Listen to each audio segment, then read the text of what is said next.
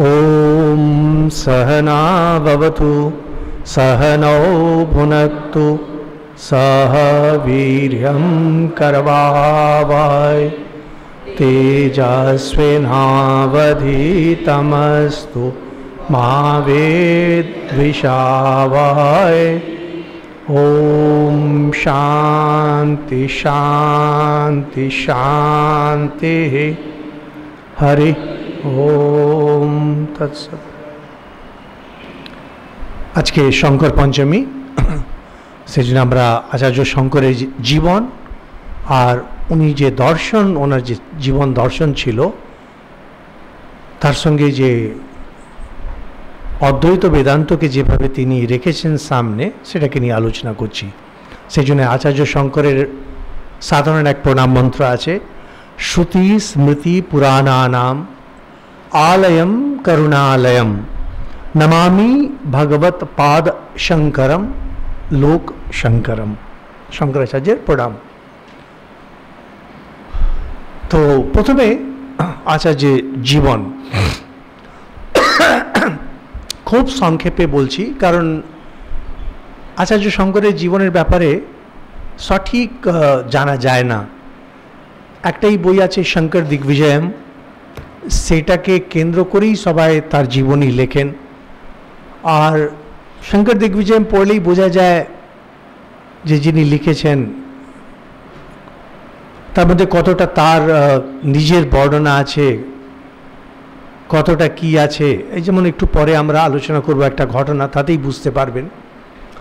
আর জীবনী কি না, জীবনী হলেই কোথাও কোথাও জিনিসটাকে একটু অরসালো করে দেওয়া হয়, কিন্তু যে মূল জিনিসগুলো আচার্যের ওটা পরিষ্কার বোঝা যায় যে জিনিসটা কিছু এরকম ঘটেছে।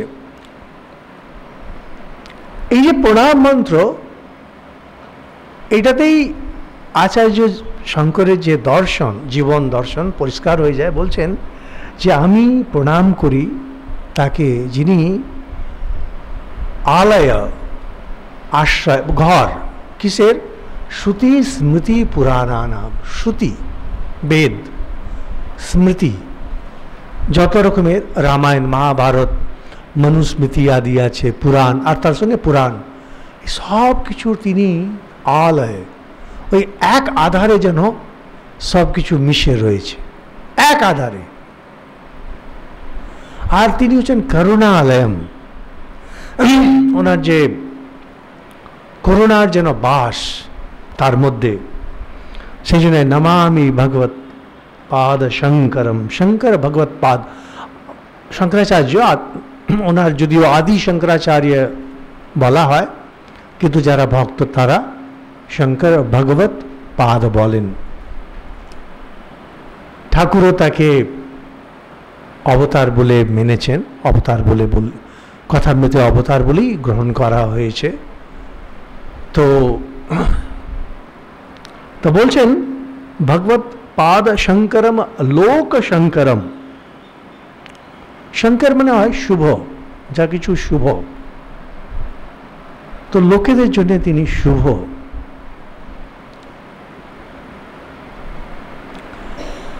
আমাদের তিনজন আচার্যের কথা বলা হয় হিন্দু পরম্পরায়, শঙ্করাচার্য, রামানুজ, মধ্বাচার্য। এই তিনজন, একজন হলেন অদ্বৈত, একজন বিশিষ্ট অদ্বৈত, আর একজন দ্বৈত।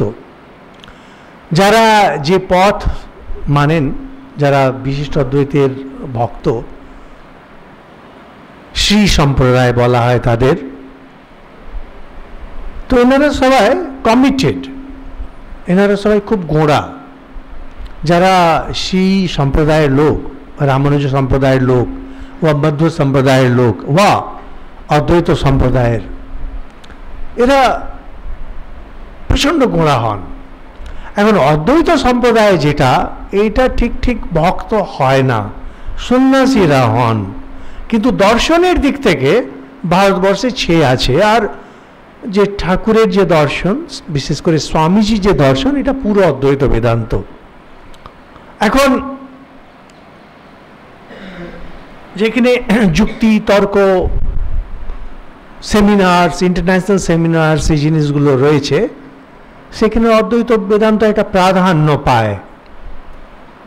কিন্তু আবার পণ্ডিতরা যখন তর্কাতর্কি করেন, তাদের পক্ষেও জিনিস আছে, এটা আমরা যেমন যেমন এগোবো এটা বুঝতে পারবেন। এগুলো হচ্ছে ব্যক্তি বিশেষের যে তাদের যে পছন্দ অপছন্দের ব্যাপার, কিছুটা হলো পরম্পরার ব্যাপার। যাদের বাড়িতে পরম্পরা রয়েছে রামানুজ সম্প্রদায় বা মধ্ব সম্প্রদায়, ওনারা ওইটাকে পালন করেন। আর শঙ্করাচার্য সম্প্রদায় বলতে ঠিক সম্প্রদায় নেই, তবে তার যে কথা কাহিনী, জীবনের অনেকগুলো জিনিস ঘরে ঘরে, আমরা যখন বাচ্চা ছিলাম তখনই কত কাহিনী শঙ্করাচার্যের আমরা শুনেছি। তো এখন এই যে ঠাকুর বলছেন অবতার, আমাদের ভাগবতে যখন অবতার তত্ত্বকে নিয়ে আসেন, সেখানে কপিল মুনিকে বলছেন অবতার। কপিল মুনি সাংখ্য দর্শন দিয়েছিলেন, দত্তাত্রেয়কে অবতার বলে গ্রহণ করা হয়। তিনি হচ্ছেন জ্ঞানের ভাণ্ডার। ঠাকুরকে আমরা অবতার মানি জ্ঞান আর ভক্তির, যেন তিনি অবতার। তো ঠিক তেমনি আচার্য শঙ্কর, ইনি হলেন বিশুদ্ধ জ্ঞান, একেবারে বিশুদ্ধ জ্ঞান। জ্ঞান বলতে সচরাচর আমাদের শব্দ হয় পাণ্ডিত্য। জ্ঞান মানে পাণ্ডিত্য, তা না। যখন আমরা শাস্ত্র আলোচনা করি, এখানে শাস্ত্র জ্ঞানকে জ্ঞান বলা হয় না। জ্ঞান মানে হয় শাস্ত্রের যে সার, সেখানে ঢুকে যাওয়ার ক্ষমতা। যেমন ঠাকুর বলছেন শাস্ত্রে চিনিতে বালিতে মিশে আছে, চিনিটুকু নিয়ে বালিটুকু ছেড়ে দিতে হয়। এই যে চিনিটুকু নিয়ে নেওয়ার যে ক্ষমতা, এটাকে বলে জ্ঞান। কারণ এই জ্ঞান সবারই থাকে না।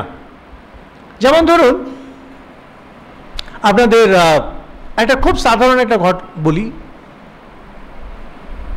ঠাকুর বই পড়েননি, তবে শুনেছিলেন। শোনা যেটা শুরু করেছেন, প্রথম কথা হচ্ছে গ্রামে যে পল্লী কথা, সেগুলো শুনেছিলেন। গ্রামে যে পণ্ডিতরা আলোচনা করে, গ্রামের পণ্ডিত কতটুকু আর জানবে। কামারপুকুরের ওখানে চটি ছিল, ওখানে সাধু বাবারা যেতেন, সেখান থেকে শুনতেন। কিন্তু যে সিস্টেমেটিক জানা, সেটা ঠাকুরের ছিল না। ভৈরবী ব্রাহ্মণী যখন এলো, তার কাছে কিছু কিছু শুনেছেন।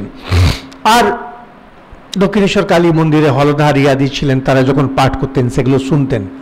কিন্তু এগুলো সিস্টেমেটিক জ্ঞান নয়। কিন্তু ঠাকুরের যে পুরো জ্ঞান, এটা সাক্ষাৎ অনুভূতি থেকে প্রথম।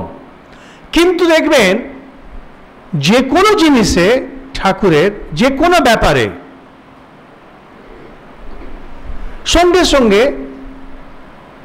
একটা সূক্ষ্ম ভাব এমন যে ওই জিনিসটাকে ধরে নিতেন। এইটাকে কুশল বলে। কুশল, যখন সাংসারিক ব্যাপারে কারোর বুদ্ধি খুব চটপটে থাকে, কুশল বলা হয়। ঠাকুর যে কোনো পরিস্থিতিকে দেখে, যে কোনো পরিস্থিতিকে দেখে উনি সঙ্গে সঙ্গে ধরে নিতেন কি হচ্ছে, কি হতে যাচ্ছে। তাতে অনেক সময় অনেকেরই মনে হতো যে এগুলো যেন তার যোগ শক্তি, কিন্তু কিছু না, এটা প্লেন লজিক, রিজনিং দিয়ে ঠাকুর ওখানে পৌঁছে যেতেন। যেমন ওই একটা খুব নাম করা ঘটনা আছে, ঠাকুর ঘরে বসে আছেন, আর একজন লোক এসে বলছে যে সবজি কাটার জন্য ছুরি লাগবে। তো ঠাকুর তাকে বলছেন যে না, দেবো না। তো বললো না, আমরা এসছি এখানে পিকনিক করতে। তো উনি যাই হোক, ঠাকুর রাজি হলেন, বলে দিয়ে যাবে তো? হ্যাঁ। দিয়ে যাবে তো? হ্যাঁ দিয়ে যাবে। 3 সত্য করিয়ে নিয়েছেন। ওরা ওই করলো, সব করে ঠোরে রান্না টান্না করে চলে গেল, ছুরি আর ফেরত দেয়নি। ঠাকুর তখন রামলালকে বলছেন যে দেখলি ছুরিটা দিল না। তো উনি ভাবছেন যে ঠাকুর আগে থেকেই জানতেন মনের কথা। দেখ ওই গাছের ছায়ায় ওখানে ফল সবজির খসা পড়ে আছে, ওই খসাকে নেড়ে দেখবি ওখানে ছুরিটা আছে। তো গিয়ে দেখে ওরকম গঙ্গার ধারে চাহাদার গাছে সবজির খসা, আর ওখানে ছুরিটা নিয়ে এসেছে। তো তো যোগ শক্তি, এটাই যোগ শক্তি। তো উনি বলাতে ঠাকুর বলছেন না না তা না, ওই লোকটার জামার বুতাম যেমন লাগানো ছিল তাতেই বুঝলাম যে এর মন চঞ্চল, এ ঠিকভাবে কাজ করবে না। আর এই গ্রীষ্মকালে এসেছে এখানে পিকনিক করতে, সবজি যখন কাটবে একটা ছায়াদার গাছ গঙ্গার ধারেই বসেই না করবে, খোলামেলা তো খোলা জায়গায় তো করবে না। আর সে যে ছুরি দিতে চাইছিল না তা তো না, যখন কাটছে ওখানে রেখেছে, আরো কিছু করতে গেছে, ওই চাপা পড়ে গেছে বলে ভুলে গেছে, তাছাড়া আর কিছু না। Plain logic, plain reasoning. বেশিরভাগই যদি যাদের আমরা বলি মিরাকুলাস, সাংঘাতিক পাওয়ার, মন পড়ে নেন, কিচ্ছু না। এটা হচ্ছে সিম্পল প্লেন সাইকোলজি।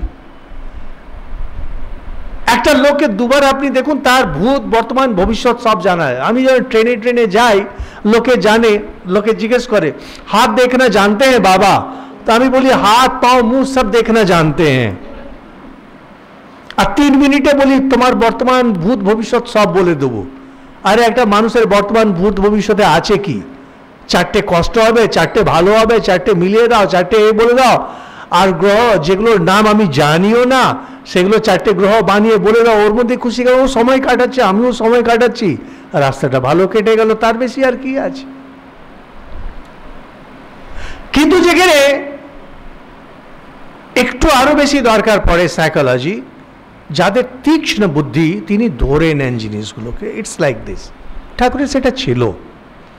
এই তীক্ষ্ণ বুদ্ধি যখন এটা সাংসারিক ব্যাপারে নিজের সুবিধের জন্য লাগানো হয়, এটাকে বলা হয় চতুর। বাজে শব্দ, অত্যন্ত বাজে শব্দ। এটাকে যখন যারা মানুষ, সৎ মানুষ কাজে লাগান, বলা হয় কুশল। আর এটা যখন শাস্ত্রে লাগানো হয়, শাস্ত্রে যখন দেখতে পারেন যে এটা কি, এটাকে বলা হয় জ্ঞানী। যিনি শাস্ত্র অনেক কিছু জানেন, ফড়র ফড়র করে শ্লোক বলতে পারেন, এদেরকেও জ্ঞানী বলা হয় তাদের সম্মানে। কিন্তু আসল জ্ঞানী মানে যারা শাস্ত্রের যে কি মর্ম সেই জিনিসটাকে ধরে নেন। শঙ্করাচার্য হলেন এটার অবতার।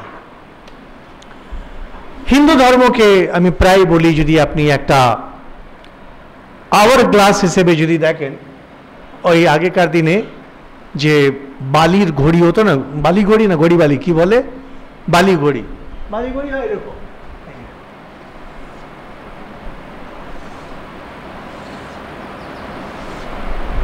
এরকম এখানে পড়ছে, এটাকে বলে আওয়ার গ্লাস। আওয়ার গ্লাস, এখান থেকে বালি যখন পড়ে গেল তার মানে এত মিনিট হলো, দিয়ে এটাকে আবার উল্টে দেওয়া হয়। এইটাকে যদি আবার আপনি এরকম করে দেন,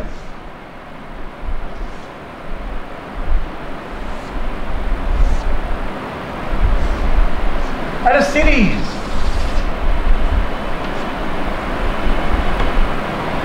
এটাকে যদি করে দেন হিন্দু,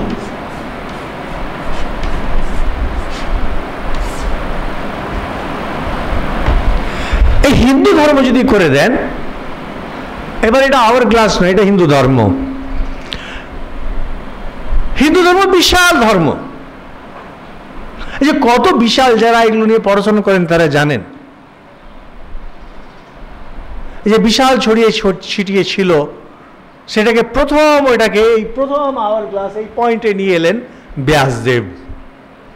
সব কিছুকে তিনি বেঁধে দিলেন, যত রকমের দর্শন, বিভিন্ন জাতি, কত রকমের জাতির বর্ণনা রয়েছে, সব কটাকে তিনি এক জায়গায় নিয়ে চলে এলেন, দিয়ে আবার ওখান থেকে ছড়াতে শুরু হয়ে গেল হিন্দু ধর্ম। তো ব্যাসদেব যেটা সোসাইটির জন্য অনেক কিছু করেছিলেন, কিছু কিছু যে বেদ বেদান্ত নিয়ে করেছিলেন আবার একগাদা ছড়িয়ে গেল, যেমন আমরা একটু দেখব। সেকেন্ড পয়েন্ট হলো এখানে শঙ্করাচার্য তিনি একবারে হিন্দু ধর্মের যে দর্শন সেটাকে বেঁধে দিলেন। এখন আপনি যেটাই করবেন আপনাকে হয় প্রো শঙ্কর নাহলে অ্যান্টি শঙ্কর করতে হবে। শঙ্করাচার্যের পরে পোস্ট শঙ্কর হয় আপনাকে শঙ্করাচার্যের ফেভারে বলতে হবে, নাহলে শঙ্করাচার্যের বিরুদ্ধে বলতে হবে। থার্ড অপশন কিছু নেই। তিনি এমনভাবে পুরো জিনিসটাকে বেঁধে দিলেন। দিয়ে সেখান থেকে যে আবার নতুন ছড়ানো হলো, তাতে বিভিন্ন ধর্ম এসে গেল, ইসলাম, খ্রিশ্চানিটি, এই সব ধর্ম। আর লাস্ট পয়েন্ট হলো শ্রীরামকৃষ্ণ, যিনি আবার ওই সমস্ত ধর্মকে এক জায়গায় নিয়ে চলে এলেন। আর যদি রামকৃষ্ণ বিবেকানন্দ রূপে দেখেন তাহলে যত রকমের ধর্ম, যত রকমের বিজ্ঞান সবকটাকে মিলিয়ে একটা জায়গায় এনে দিলেন। কিন্তু মজার যেটা এর মধ্যে খুব ফানি জিনিস, যেটা সবচেয়ে ইন্টারেস্টিং জিনিস, যেটা আপনাদের সবারই জানা, এই যে প্রথম point Vyasdev, second point Shankaracharya, second third Sri Ramakrishna, তিনজনই কিন্তু একই কথা বলছেন। তিনজনের কথার মধ্যে কোথাও কোনো বিরোধাভাস নেই, কোনো ধরনের কোনো ডিফারেন্স নেই, তিনজন ওই একই কথা বলছেন। সারপ্রাইজিংলি তারা তিনজন এমনভাবে কথাগুলো বলছেন যে ব্যাসদেবের সময় যে সমাজ এত ছড়িয়ে ছিটিয়ে রয়েছে সেটাকে যে এক জায়গায় যখন নিয়ে আসছেন, তিনি দেখাচ্ছেন কিভাবে ওই একই জিনিস ছড়িয়ে ছিটিয়ে রয়েছে। আচার্য শঙ্কর যখন দর্শনের ক্ষেত্রে সেটা করছেন, তিনিও দেখাচ্ছেন ওই একটাই জিনিস আসলে আছে, ছড়িয়ে ছিটিয়ে এই কারণে রয়েছে। আর ঠাকুর ধর্মের ব্যাপারে দেখাচ্ছেন কিভাবে ওই একই কথা, ওই একই জিনিস ছড়িয়ে ছিটিয়ে রয়েছে বিভিন্ন দেশে, বিভিন্ন জাতিতে। স্বামীজি বিজ্ঞানের ক্ষেত্রেও তাই বলছেন। তো ধর্ম আর বিজ্ঞান কিভাবে মেলে? তো বলছেন বিজ্ঞান সেও সেই ফান্ডামেন্টাল যে ট্রুথ, যে ইউনিটি, ফান্ডামেন্টাল ইউনিটি, যে শেষ যেখানে সব কিছু মিলে যায় সেটারই সার্চ করছে। ধর্ম তাই করছে, ফান্ডামেন্টাল ইউনিটি। এই যে ফান্ডামেন্টাল ইউনিটিকে মানে ওই যে এক জায়গায় নিয়ে আসা, দ্য সার্চ ফর ইউনিটি, এই জায়গাটা সমান দিয়ে ওটা একটা আলাদা টপিক। তো এখানে আমরা এখানে যেটা ব্যাসদেবের পরে ইউনিফিকেশন হয়নি। এখন ব্যাসদেব, আমরা আচার্য শঙ্করের যে ডেট অফ বার্থ আমরা কারেক্টলি জানি না। অনেকে বলেন 8th সেঞ্চুরি, 788 এরকম বলেন। ঠিক হতে পারে, ভুলও হতে পারে, কারণ আমাদের উদ্দেশ্যটা তা এই ডেটগুলো ফিক্স করা না। আমাদের হচ্ছে যে তিনি কি বলেছিলেন, তার জীবন কেমন ছিল। এখন ব্যাসদেব যদি আমরা আন্দাজ করি 2000 BC, সেটাও আমরা ঠিক জানি না উনি 2000 BC-তে ছিলেন না আরও একটু আগে ছিলেন নাকি আরেকটু পরে ছিলেন, আমরা জানি না রাফলি। কারণ যাই হবে 2000-এর কাছাকাছি হওয়ার কথা, এখন পর্যন্ত ইতিহাস যেভাবে আছে তাতে তাই মনে হয়। তার মানে 2000 আর এদিকে 800, মানে 2800 বছর, মানে প্রায় 3000 বছর। কি ঐতিহ্য হিন্দুদের, কল্পনা করে দেখুন। তো 3000 বছর, 3000 ইয়ার্স, তাহলে একটা সিস্টেম কতটা স্প্রেড করবে 3000 বছরে ভেবে দেখুন। ব্যাসদেবের পরে কেউ আসেনি যিনি পুরো জিনিসটাকে বেঁধে দেবেন এক জায়গায়। ইতিমধ্যে কি কি হয়েছে কয়েকটা পয়েন্ট যেগুলো নিয়ে লিখে এনেছি, যে সবচেয়ে ইম্পর্টেন্ট এর মধ্যে হচ্ছে ইউনান দেশ, গ্রিস, যে গ্রিক, ওদের যে প্রচণ্ড ইনফ্লুয়েন্স ভারতবর্ষে আসতে শুরু হয়ে গেল, আলেকজান্ডারের অ্যাট্যাক, এগুলো সব। ফলে কি হয়েছে, অনেক কিছু গ্রিক সিভিলাইজেশনের ইম্প্যাক্ট পড়তে শুরু হলো। আর যদিও আমরা মহাভারত, যবন আদি পাই, কিন্তু আমরা জানি না যে ওটা অরিজিনাল আমাদের ব্যাসদেবের ছিল কি ছিল না। কারণ 2000 BC হলে মুশকিল। তবে একটা হতে পারে হয়তো কন্ট্যাক্ট ছিল, কিন্তু যবন শব্দই হচ্ছে ওদের জন্য যবন। এখন সেটার জন্য অনেক বেশি প্রভাব হতে শুরু হয়েছে। তার সঙ্গে যে বিভিন্ন প্রজাতি আফগানিস্তান সাইড থেকে যে ঢুকছে, চাইনিজরা ঢুকছে, ওখানে ট্রাইবালসরা ঢুকছে, পর পর পর পর যে বিভিন্ন কালচারগুলো ঢুকছে সব ওই হিন্দুদের মধ্যে ঢুকছে। আর যখন ঢুকছে এমনি তো ঢুকছে না, তাদের যে লোকাচার, তাদের যে ব্যবহার, সেই জিনিসটাকে নিয়ে আসছে। আর হিন্দু ধর্ম হলো সমুদ্রের মতো সব কটাকে নিয়ে নেয়, ওই সব কটারই টেস্ট তার মধ্যে রয়েছে। কিন্তু সব কটাকে যদি আপনি নিতে থাকেন, একটা কোর সিদ্ধান্ত যদি না থাকে, তাহলে কিন্তু ধীরে ধীরে মূল জিনিসটা হারিয়ে যাবে কিনা। কোথাও একটা হিন্দু ধর্ম কম্প্রোমাইজ হতে শুরু হলো। সেকেন্ড, বেদ এত বিশাল, যারা পণ্ডিত মানুষ তারাও ভালোভাবে বেদ বুঝতেন না, জানতেন না। আর তার সঙ্গে অনেকেই ছিলেন যারা বেদের অংশগুলোকে জেনে নিজের মতো বেদের ব্যাখ্যা করছেন, যে বিভিন্ন দর্শনগুলো তারা ব্যাখ্যা করছেন। কিন্তু সবচেয়ে যেটা বাজে সেটা হলো যে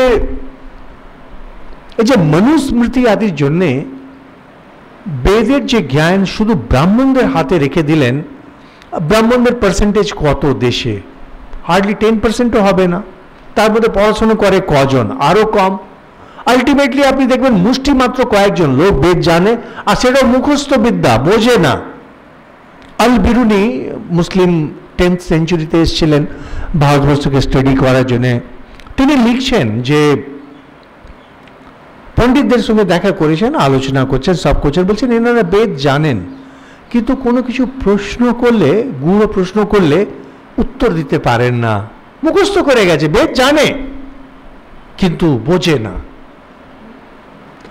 এখন সেটা হলো, ধরুন আমরা মেনে নিলাম 1% লোক, 99% তারা খালি জানে বেদ বলে কিছু একটা আছে, যেটা আমাদের ধর্মগ্রন্থ, যেটাকে প্রণাম করতে হয়। যারা বেদ জানে তাদেরকে প্রণাম করতে হয়, শেষ, ব্যাস। ধর্ম তো ঢুকছেই না। ধর্ম বলতে তখন কি, ওই রামায়ণের যে পপুলার কাহিনী, মহাভারতের যে পপুলার কাহিনী, আর লোকাচার, বিভিন্ন গ্রামে বিভিন্ন ফ্যামিলিতে যে আচারগুলো, সেগুলোকে খালি করে যাচ্ছেন। তার সঙ্গে হঠাৎ দেখা গেল বৌদ্ধরা যখন এসে গেছে, তখন তন্ত্র মতের যে বামাচার প্র্যাকটিসগুলো বিশ্রীভাবে ঢুকে গেছে। সেই নোংরা জিনিসগুলো, যে আমরা এখন দেখবেন যে পাঠা বলি হচ্ছে আর পায়রা বলি হচ্ছে, এগুলো সব তন্ত্র থেকে এসেছে। আমাদের বেদে ছিল বলির প্রথা, কিন্তু এই বামাচার প্র্যাকটিসগুলো প্রচুর ঢুকে গেল, সেগুলো একটা নোংরামি ক্রিয়েট করে দিয়েছে। তারপরে দেখা গেছে বুদ্ধিজম, জৈনিজম আসার জন্যে অনেক খুব নাম করা ইনফ্লুয়েন্সিয়াল যারা রাজা, তারা এই বৌদ্ধ হয়ে যাচ্ছেন, জৈন হয়ে যাচ্ছেন। এই যে 5খানা 7খানা পয়েন্ট আলোচনা হলো, তাতেই আপনারা বুঝতে পারেন যে হিন্দু ধর্ম, কোর হিন্দু ধর্ম, মূল হিন্দু ধর্ম, তার কি দুরবস্থা ছিল ওই 3000 বছরে। কেন? কোর জিনিসটা, যে মূল জিনিসটা হবে, সেটা নেই,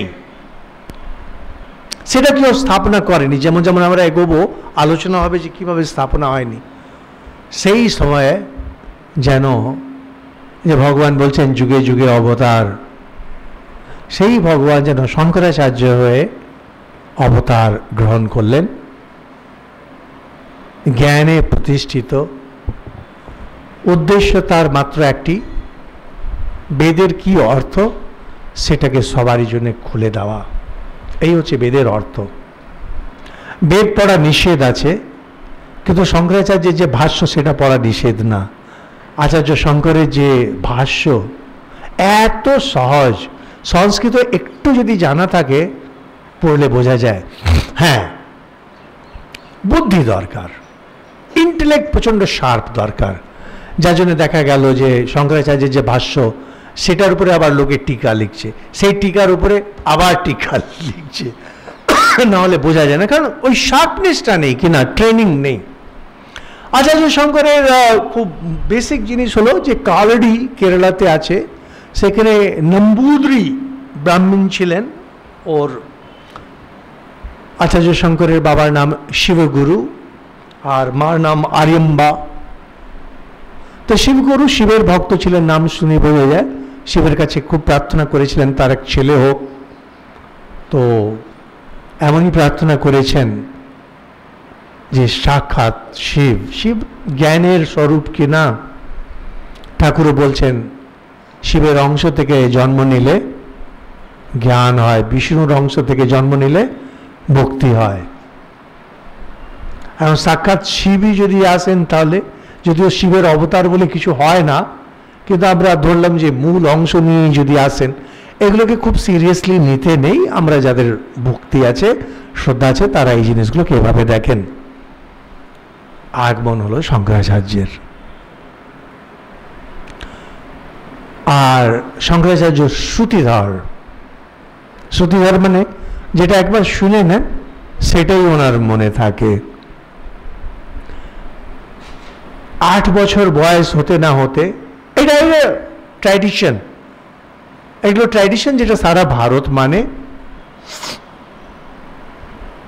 তার কারণ হচ্ছে যে না হলে অনেক কিছু জিনিস হিসেবে মেলে না, অনেক কিছু জিনিস হিসেবে মেলে না। মানে যদি আপনি ওইটাকে 8টাকে যদি 16তে নিয়ে যান, ও ঠিক হিসেবে মেলে না। তো 8 বছর বয়স, বাবা তার জন্মের আগেই গত হয়ে গেছেন, মামা বড় করেছেন। 8 বছর বয়সে সমস্ত বেদ পড়া হয়ে গেছে, মুখস্থ হয়ে গেছে, একবার যেটা পড়ে নিচ্ছে মুখস্থ হয়ে যাচ্ছে। মহাভারত পড়া হয়ে গেছে। ওনার যখন কমেন্ট্রি আমরা পড়ি, দেখি যে উনি বেদ থেকে র্যান্ডম কোট করছেন, উপনিষদ থেকে কোট করছেন, মহাভারত থেকে কোট করছেন, বাল্মীকি রামায়ণ থেকে কোট করছেন না, পুরাণ থেকে র্যাপিড কোট করছেন। বাল্মীকি রামায়ণ থেকে কেন কোট করে না জানি না, মানে আমি পাইনি কোথাও, হয়তো কোথাও থাকতে পারে। আর বিভিন্ন স্মৃতি থেকে কোট করছেন। মানে একটা লোক এত জানতে পারে কল্পনার বাইরে। আর এটাকে আপনাকে ভাবতে হবে কবে, 8th সেঞ্চুরিতে, মানে আজ থেকে 1200 বছর আগে, যখন লাইব্রেরি সিস্টেম নেই, এরকম টিচিং সিস্টেম নেই, ওই গুরুমুখী বিদ্যা, গুরুর কাছ থেকে। ও আর তখনকার দিনে ব্রাহ্মণরা, ওদের একটাই কাজ ছিল, মানে এক মুঠো খেত, দরিদ্র থাকতো, পয়সা করি কিচ্ছু নেই, সেই কোনো দুশ্চিন্তা থাকতো না। বাড়ির যে ব্রাহ্মণী, সে গিয়ে ভিক্ষা করে একটু অন্ন জোগাড় করতো, একটু ক্ষেত যদি থাকে তাতে যা অন্ন হলো তাতে চালাবে। আর এনারা সবসময় শাস্ত্র চর্চা নিয়ে আছে, দিয়ে এক একটা ব্রাহ্মণ যেন এক একটা ওয়াকিং লাইব্রেরি, পুরো এন্টায়ার ওয়াকিং লাইব্রেরি, সমস্ত সব কিছু মুখস্থ আছে।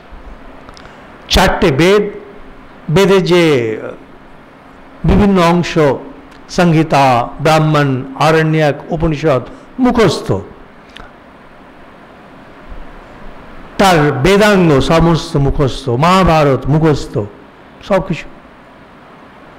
ওরা চেষ্টা করতেন যে শিষ্য যদি পাওয়া যায়, মনু ওই সিস্টেমটা করে দিয়েছিলেন যাতে শিষ্য যেন পাওয়া যায় আর পরম্পরাটা যেন থাকে। তাই পরম্পরায় শঙ্করাচার্য এলেন। 8 বছর বয়সে তিনি বলছেন মাকে সন্ন্যাস নেবে। মা ওই বাচ্চাকে নিয়ে বড় হয়েছে, 8 বছরের বাচ্চাকে সন্ন্যাস কি করে নিতে দেবে? তখন সেই কান্নাকাটি এসব অনেক কিছু হওয়ার পরে একদিন নিয়ে পূর্ণ নদী আছে, আসলে পেরিয়ার নদী আছে ওখানে, না বর্ণনা করেন পূর্ণ নদী, সেখানে উনি স্নান করতে গেছেন। আর সেখানে একটা কুমির তাকে ধরেছে পা। তখন ও চেঁচাচ্ছে, মা আমি তো গেলাম। কুমির তাকে জলে টানছে, মা আমি গেলাম, আমাকে এবার আতুর সন্ন্যাস নিতে দাও, কারণ শাস্ত্রে বলে সন্ন্যাস না হলে মুক্তি হবে না। আতুর সন্ন্যাস হয় মরার সময় যদি কেউ সন্ন্যাস নিয়ে নেয়। অনেকগুলোর সন্ন্যাস অনেক রকমের হয়। বিদ্বৎ সন্ন্যাস, যিনি জেনে গেলেন যে ঈশ্বরই সত্য, জগৎ মিথ্যা, তারপরে সন্ন্যাস যখন নেন, একে বলা হয় বিদ্বৎ সন্ন্যাস। সেকেন্ড হয় বিবিদিশা সন্ন্যাস। এনাদের একটা বিশ্বাস আছে, দিয়ে স্ট্রাগল করছেন। আমাদেরকে অনেক সময় রাস্তায় রাস্তায় গেলে বলে ভণ্ড সাধু। আরে ভাই, সাধু মানেই ভণ্ড কেন? সাধু সন্ন্যাসী মানে বিবিদিশা সন্ন্যাস। সে স্ট্রাগল করছে, সে পারফেক্ট নয়। পারফেক্ট হলে সে বিদ্বৎ সন্ন্যাস হবে, যেমন ঠাকুর পারফেক্ট, তার মা কালীর দর্শন হয়ে গেছে, সমস্ত দর্শন হয়ে গেছে, সমস্ত জ্ঞান হয়ে গেছে, তিনি মানে রেডি জগৎকে শিক্ষা দেওয়ার জন্য। সেই সময় তোতাপুরি এসে তাকে সন্ন্যাস দিচ্ছেন। ওই যে শঙ্করাচার্য জ্ঞানে প্রতিষ্ঠিত, এবার সন্ন্যাস নিচ্ছেন। স্বামী বিবেকানন্দ জ্ঞানে প্রতিষ্ঠিত, তারপরে সন্ন্যাস নিচ্ছেন। এনার হলো বিদ্বৎ সন্ন্যাস। যেমন যে একটা পান দোকানের বিজনেস করে সে বিল গেটস হয়ে যায় না, তেমনি সমস্ত সন্ন্যাসী বিবেকানন্দ হয় না। আমি একবার এরকম হয়েছিল, একটু ডাইভার্সন হচ্ছে,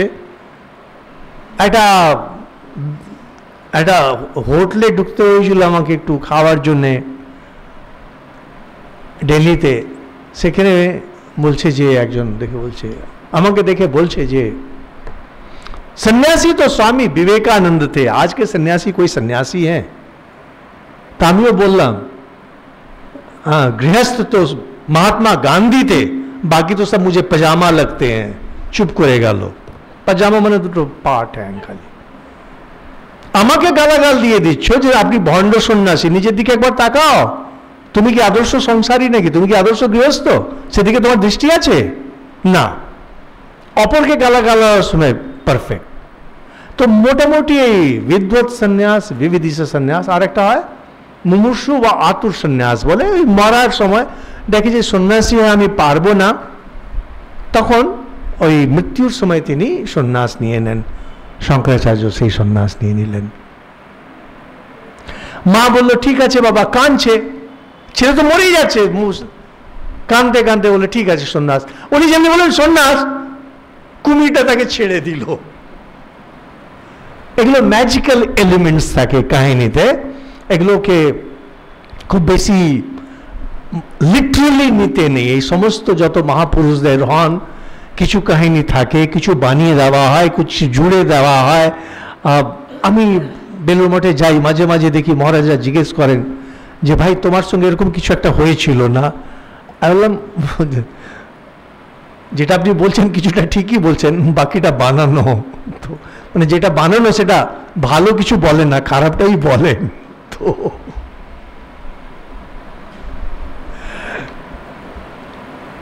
এখন শঙ্করাচার্য বলছেন মা তুমি তো সন্ন্যাস আমার নিতে দিয়ে দিলাম, তো সন্ন্যাস নিয়ে নিয়েছি, আর তো আমি বাড়ি যেতে পারবো না। মা কাঁদছেন, কিন্তু ছেড়ে যাবে।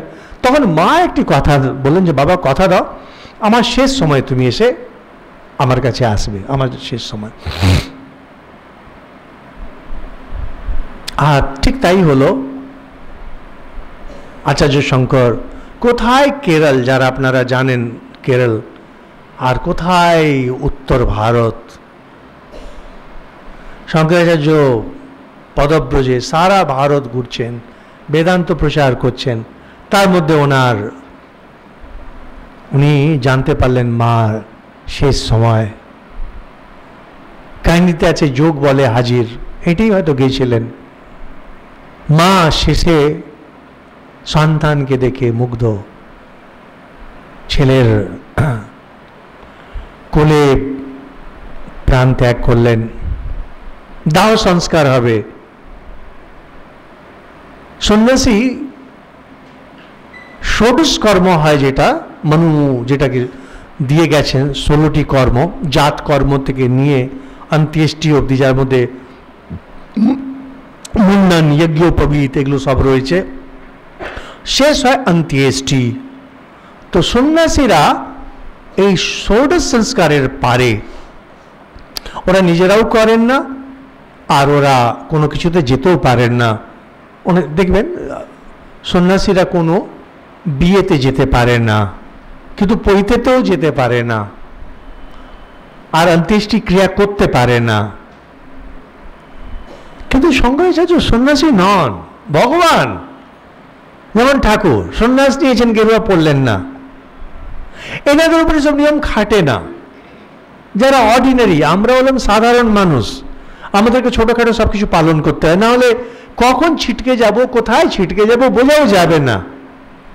ওনারা ভগবান, ওনারা ওই যে কোনো জিনিসকে একটা আশ্রয় করে আছেন ওটাকে ধন্য করার জন্যে। শঙ্করাচার্য বাড়িতে গেলেন, বিভিন্ন বাড়িতে গিয়ে আগুন চাইছেন, মাকে পোড়াবেন, কিন্তু সন্ন্যাসী কেউ আগুন দিল না। আশ্চর্য। হ্যাঁ, সেই কালড়ি গ্রাম ব্রাহ্মণদের, হ্যাঁ কেমন গোড়া ব্রাহ্মণ হয় ভেবে দেখুন, যে পরে পরে এই ব্রাহ্মণদেরকে যে গালাগাল দিত এইসব কারণে, যে শঙ্করাচার্যকেও ছাড়েনি, দেবো না, আগুন দিল না। তা শঙ্করাচার্য যোগী পুরুষ, তিনি যোগ বলে আগুন সন্ধান করলেন, আর এরকম নিজের বাড়ি তারই পিছনে তাকে দাহ করলেন, দিয়ে অভিশাপ দিলেন, তোমাদেরকে ওইটাই করতে হবে। এইসব বিভিন্ন কাহিনীতে পাই। কিন্তু যে এই জিনিসটা, এই যে দুটো জিনিস, এটাকে না করা যাবে না। তিনি মায়াঙ্গার দাহ করেছেন আর আগুন পাননি, এটা হতে বাধ্য, কারণ ঘোড়া ব্রাহ্মণ কখনো সন্ন্যাসীকে আগুন দেবে না। যার জন্যে গীতাতে শ্লোক আছে, ন নিরগ্নি, সন্ন্যাসী আর নিরগ্নি হয়, সন্ন্যাসী আগুন ছুতে পারে না। কিন্তু আচার্য শঙ্কর সেটা করলেন। আচার্য শঙ্কর এরপরে বেরিয়ে গেলেন সেই 8 বছর বয়সে, কল্পনাই করা যায় না। 4 বছর তিনি এদিক সেদিক ঘুরছেন, বিভিন্ন জায়গায় হয়তো শাস্ত্র পড়ছেন, কি হয়তো করে করে শেষে উনি নর্মদা আর ওখানে পৌঁছেছেন। নর্মদা তীরে তার গুরু গোবিন্দপাদ, যদি আপনারা ওঙ্কারেশ্বরে যান, এখনো গোবিন্দপাদের সেই সমাধি আছে। তো সেখানে বলছেন যে অনেক লোক বসে আছে, গোবিন্দপাদ কখন ধ্যান থেকে নামবেন, যদি ওদেরকে সন্ন্যাস দেন। গুরুর কাছে শুনেছেন গোবিন্দপাদ এরকম। সেই সময় নর্মদায় জল, এখনো নর্মদায় যখন জল বাড়ে ওই মন্দিরটা ডুবে যায়। তখন আচার্য শঙ্কর নর্মদা স্তোত্র রচনা করলেন। আমরা আচার্য শঙ্করকে জ্ঞানী জ্ঞানী বলে বলি, জানি, কিন্তু তিনি আসলে জ্ঞানী আর ভক্ত আলাদা তো কিছু হয় না। জ্ঞানী মানে হয় যিনি শাস্ত্র জানেন, তাই বলে তার মধ্যে যে পোয়েটিক ট্যালেন্ট থাকবে না, তা না। আর আচার্য শঙ্করের যে পোয়েটিক ট্যালেন্ট খুব উচ্চ মানের, অত্যন্ত উচ্চমানের পোয়েটিক ট্যালেন্ট, যার জন্য ওনার স্তোত্রগুলো এখনো চলে। আর অনেকেরই স্তোত্র অনেক সময় শঙ্করাচার্যের নামেই চালিয়ে দেওয়া হয়। তবে যেমন এই যে ভজ গোবিন্দম গোবিন্দম ভজ মূঢ়মতে ওয়া মনোবুদ্ধি অহংকার চিত্তানি নাং, এগুলো সব শঙ্করাচার্যেরই। আবার মায়ের যেটা না মন্ত্রম নো যন্ত্রম তদপি চ ন জানে বিলপনম, এই যে স্তোত্রগুলো, এগুলো শঙ্করাচার্যের, এটা কনফার্ম। তিনি নর্মদা স্তোত্র রচনা করলেন, দিয়ে কমণ্ডলু রেখে দিলেন বাইরে। তো এই নর্মদা জল কমণ্ডলুতে এসে থেমে গেল। যোগ শক্তি ছিল, মাকে স্তুতি করেছেন। তো গুরুর যে সমাধি সেটা ভাঙল না। তো গুরুর সমাধি যাই হোক যখন ফাইনালি ভাঙলো, তিনিও বুঝেছেন কোনো শিষ্য এসেছে শঙ্করাচার্যকে দেখে, তাকে সন্ন্যাস তিনি দীক্ষা দিলেন, আর দিয়ে বললেন যে তুমি বেদান্ত স্থাপনা করো। তো সেই সময় এই যে খুব নাম করা যে বেদান্তের 4টে মহাবাক্য বলা হয়, আপনারা খুঁজে দেখে নেবেন, আমরা এগুলো ক্লাসে আদি বলতে চাই না। যেমন খুব নাম করা আছে আহম ব্রহ্মাস্মি, তো এগুলো মহাবাক্য, এগুলো বেদান্তের সত্য। গোবিন্দপাদ দিলেন শঙ্করাচার্যকে।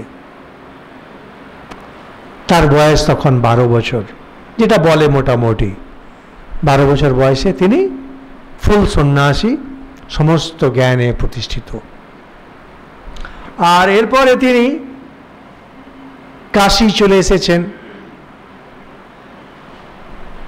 আগামী 4 বছর তিনি বিভিন্ন জায়গায় ভাষ্য লিখছেন।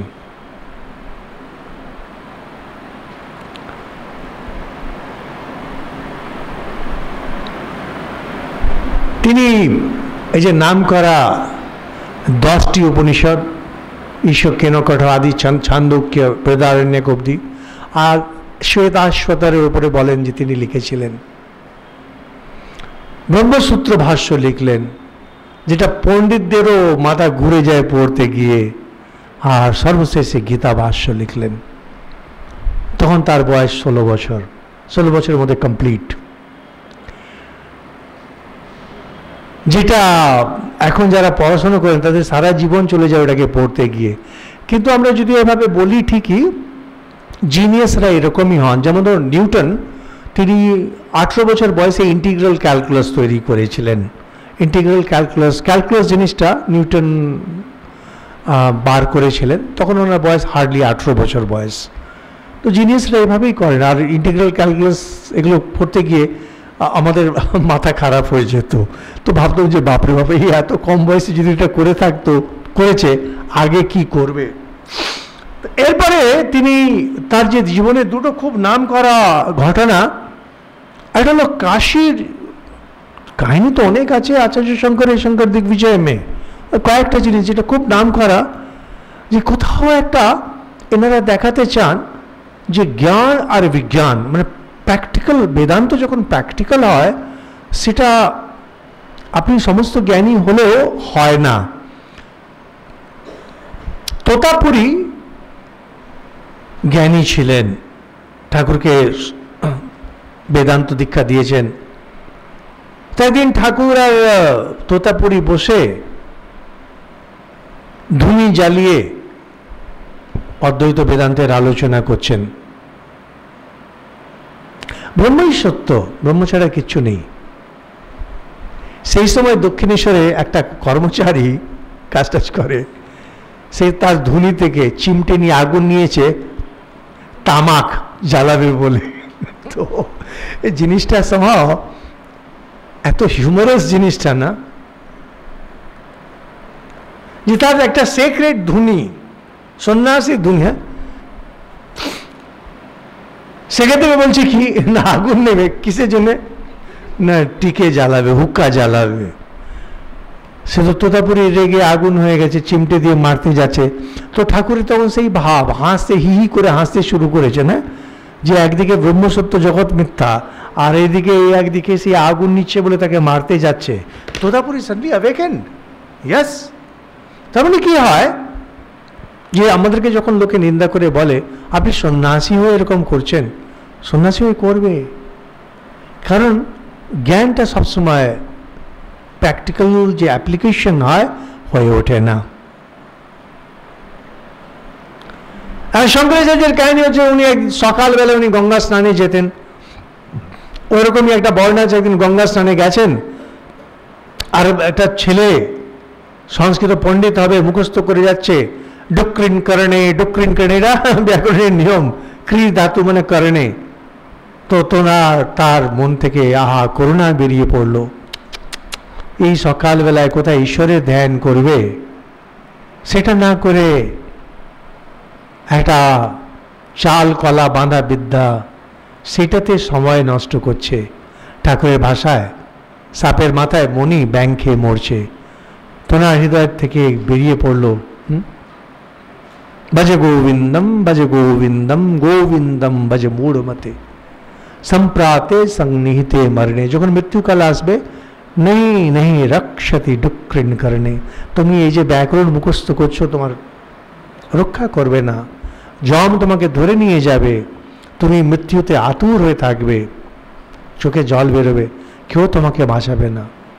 সেটা ভজ গোবিন্দম, ঈশ্বরের ভজনা করো, ঈশ্বরের ভজনা করো। তো সেই সময় এই ধরনেরই একটা ঘটনাতে তিনি যাচ্ছেন, আর সেখানে একটা চান্ডাল হচ্ছে যারা ওই নোংরা কাজ করে, মাংস টাংস বিক্রি করে, তো মাংসের ভাঁড় নিয়ে যাচ্ছে। আর শঙ্করাচার্য ওটা দেখে তার মনে ঘেন্না এসেছে। শঙ্করাচার্য কথা বলছেন, দূরম অপসর রে চন্ডাল, দূরে সরো, নাহলে অশুদ্ধ হয়ে যাবেন। তো চন্ডাল বলছেন যে দূরে তো সরে যাব, কিন্তু আপনি দূরে সরতে কাকে বলছেন? আমার যদি শরীরকে বলেন, শরীর তো হচ্ছে জ্বর জিনিস তো সরতে পারে না, তো জ্বর সরবে কি করে? আর যদি আপনি আমার আত্মাকে যদি মিন করে থাকেন, আত্মা তো সর্বব্যাপী, সরে যাবে এটা কোথায়? শঙ্করাচার্যের তখন জ্ঞান হলো যে এই কথা জ্ঞানী ছাড়া কেউ বলতে পারে না। তিনি সঙ্গে সঙ্গে তার পায়ে পড়ে গেলেন। তো সাক্ষাৎ শিব তাকে শিক্ষা দেওয়ার জন্য ছিলেন। এখানে একটা আমার নিজের ইন্টারপ্রিটেশন আমি বলি, খুব মজার জিনিস, যদিও আমরা এগুলো অলৌকিকভাবে দেখি, কিন্তু ভারতবর্ষে ধর্মের এমনই মহিমা যে সাধারণ লোকে, খুব সাধারণ লোক যারা, তাদের মধ্যেও কিন্তু একটা উচ্চ জ্ঞানের অবস্থা থাকে। আমি ব্রহ্মচারী ছিলাম, একবার হরিদ্বার, প্রথম হরিদ্বার গিয়েছিলাম, বয়স তখন কম। একটা রিক্সাওয়ালা সে কথা বলতে শুরু করলো, আমাকে জিজ্ঞেস করলো আপনি কে? আমি বললাম রামকৃষ্ণ মিশনের ব্রহ্মচারী। ধর্মের কথা বলতে শুরু করলো, প্রথম কথাই বলছে, যদি আপনি মনে করেন আপনি ব্রহ্মচারী একটা উঁচু মানুষ, আর আমি একটা রিক্সাওয়ালা, আমি সাধারণ মানুষ, তাহলে আমাদের কিন্তু আলোচনা হবে না। এই যে দুটি উপাধি, এটাকে যদি বাদ দেন তাহলে কিন্তু আমাদের একটা আলোচনা হতে পারে। তবে তো মাথা ঘুরে গেছে শুনে। ঠিক তেমনি একবার বারাণসী থেকে আমি একটা ট্রেনে যাচ্ছিলাম, ট্রেনটা ফাঁকা থাকতো, এই বেলুড় মঠ থেকে হাওড়া যেমন ফাঁকা যায় ওরকম। তো একজন ওই মুড়ি বিক্রি করে, ওকে আমার ওই পরম বইতে ওই যে পিনাট সেলার বানিয়েছি ওকে ক্যারেক্টার, সেই লোকটিকে দেখলাম এরকম শুকনো মুড়ি, পিওর প্লেন মুড়ি, আর কিচ্ছু নেই, ওটা বিক্রি করছে যেটা কেউ খায় না। মুড়ি মানে একটু পেঁয়াজ টেয়াজ থাকবে, ও মুড়ি ছাড়া কিছু বিক্রি করে না। আমাকে দেখে মুড়ি রাখলো, রেখে বলছে তদবিদ্ধি প্রণিপাতে না পরিপ্রশ্নে না সেবয়া। আমি তো বেহুশ হতে হতে বাঁচলাম। লোকে গীতা শ্লোক যদি বলে যদা যদা হি ধর্মস্য গ্লানির ভবতি বলতে পারে, কিন্তু তদবিদ্ধি প্রণিপাতে না, আমি অবাক হয়ে চমকে উঠেছি। হ্যাঁ, আপনি কি করে এগুলো জানেন? বলছে না, আমি একসময় কলকাতায় কাজ করতাম, ওখানে এক সাধু বাবার আশ্রমে যেতাম, আর ওখান থেকে এগুলো শুনেছি। অবাক হয়ে গেছি আমি। তখন আমি বললাম যে মুড়ি বিক্রি করেন কেন? বলছে যে না, মুড়িতে যদি অন্য কিছু মেশানো হয় তাহলে ওটা লোকের স্বাস্থ্যের জন্য ভালো হবে না, সেই জন্য আমি শুধু শুকনো মুড়ি বিক্রি করি। তো ভদ্রলোক আমার সঙ্গে 15-20 মিনিট কথা বলছেন, আরও 1-2 জন প্যাসেঞ্জার সেখানে ছিল, তারও বর্ণন আমি ওই পরম বইতে করেছি। তো একজন বলছে কথা তো সব জ্ঞানের বলো, আর কর্ম তো তুমি মুড়ি বিক্রি করো। বলছে কপাল, এই কপালের ব্যাপার, কিছু করার নেই আমার। আমার বাড়িতে 2 জন লোক আছে, তাকে খাওয়াতে হবে, আমাকে 2 পয়সা আমার লাগবে, কিন্তু তাই বলে আমি লোকেদের স্বাস্থ্য ক্ষতি করে আমি আমার আয় করব না। এখন যখন এই মাল্টি ন্যাশনাল তারা এই খাওয়াচ্ছে সেই খাওয়াচ্ছে, আর এই ফাস্ট ফুড সেই ফাস্ট ফুড, সেখানে দেখুন লোকটার অ্যাটিটিউড, কাজ তো আমাকে করতে হবে, প্লেন মুড়ি বিক্রি করছে। তো ভারতবর্ষে এই ট্র্যাডিশনটা চিরদিনই ছিল যে Swamiji lectures from Colombo to আলমোড়াতে যদি পড়েন, তিনি বারবার বলবেন যে যে সারা বিশ্ব ঘুরিয়া দেখেছি যে বিদেশে যে বড় বড় যারা পণ্ডিত, তাদের যে ধর্ম ব্যাপারে যে জ্ঞান, তার থেকে বেশি জ্ঞান আমাদের এখানকার সাধারণ যে এক মজুর, সাধারণ কৃষক, তারও জ্ঞান তার থেকে অনেক বেশি। সেই জন্য আচার্য শঙ্করের যে কাহিনীটা, এটাকে পুরোপুরি অলৌকিকভাবে যদি দেখা হয়, এটা ঠিক না। মানে আমি ঠিক পুরোটা মানে অলৌকিক বলেই মানছি, আমরা মানছি যে শিব তাকে শিক্ষা দেওয়ার জন্য এসেছেন, কিন্তু এটা বলতে চাইছি যে এটা আনইউজুয়াল কিছু নয়। সেখান থেকে আচার্য শঙ্কর গেলেন হাঁটতে হাঁটতে বদ্রিকা আশ্রম, বদ্রীনাথ। তখন তিনি ব্রহ্মসূত্র ভাষ্য লিখছেন, আর সেখানে ওই যখন ভাষ্য লিখছেন, সেখানে দেখেন রোজ এক বয়স্ক মানুষ এসে তার সঙ্গে তর্ক করেন।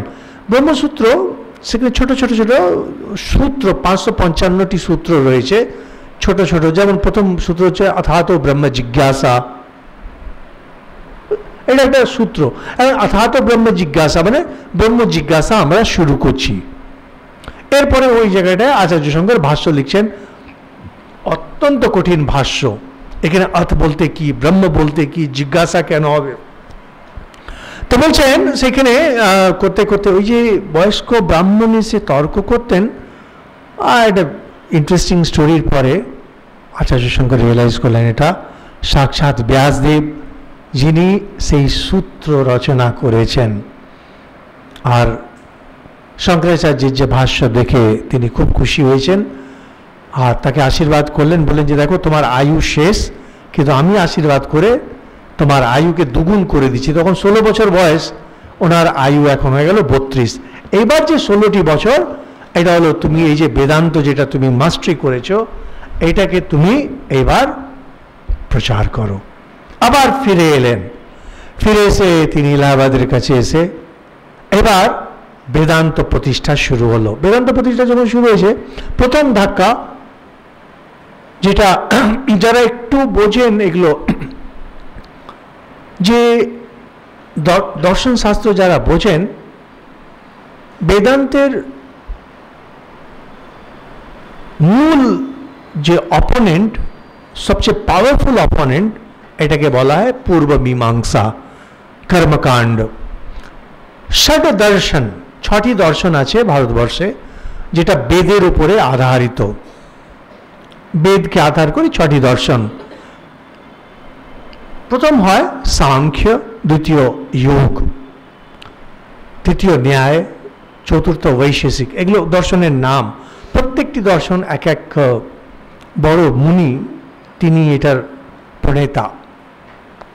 5 নম্বর হচ্ছে কর্মকাণ্ড, পূর্ব মীমাংসা।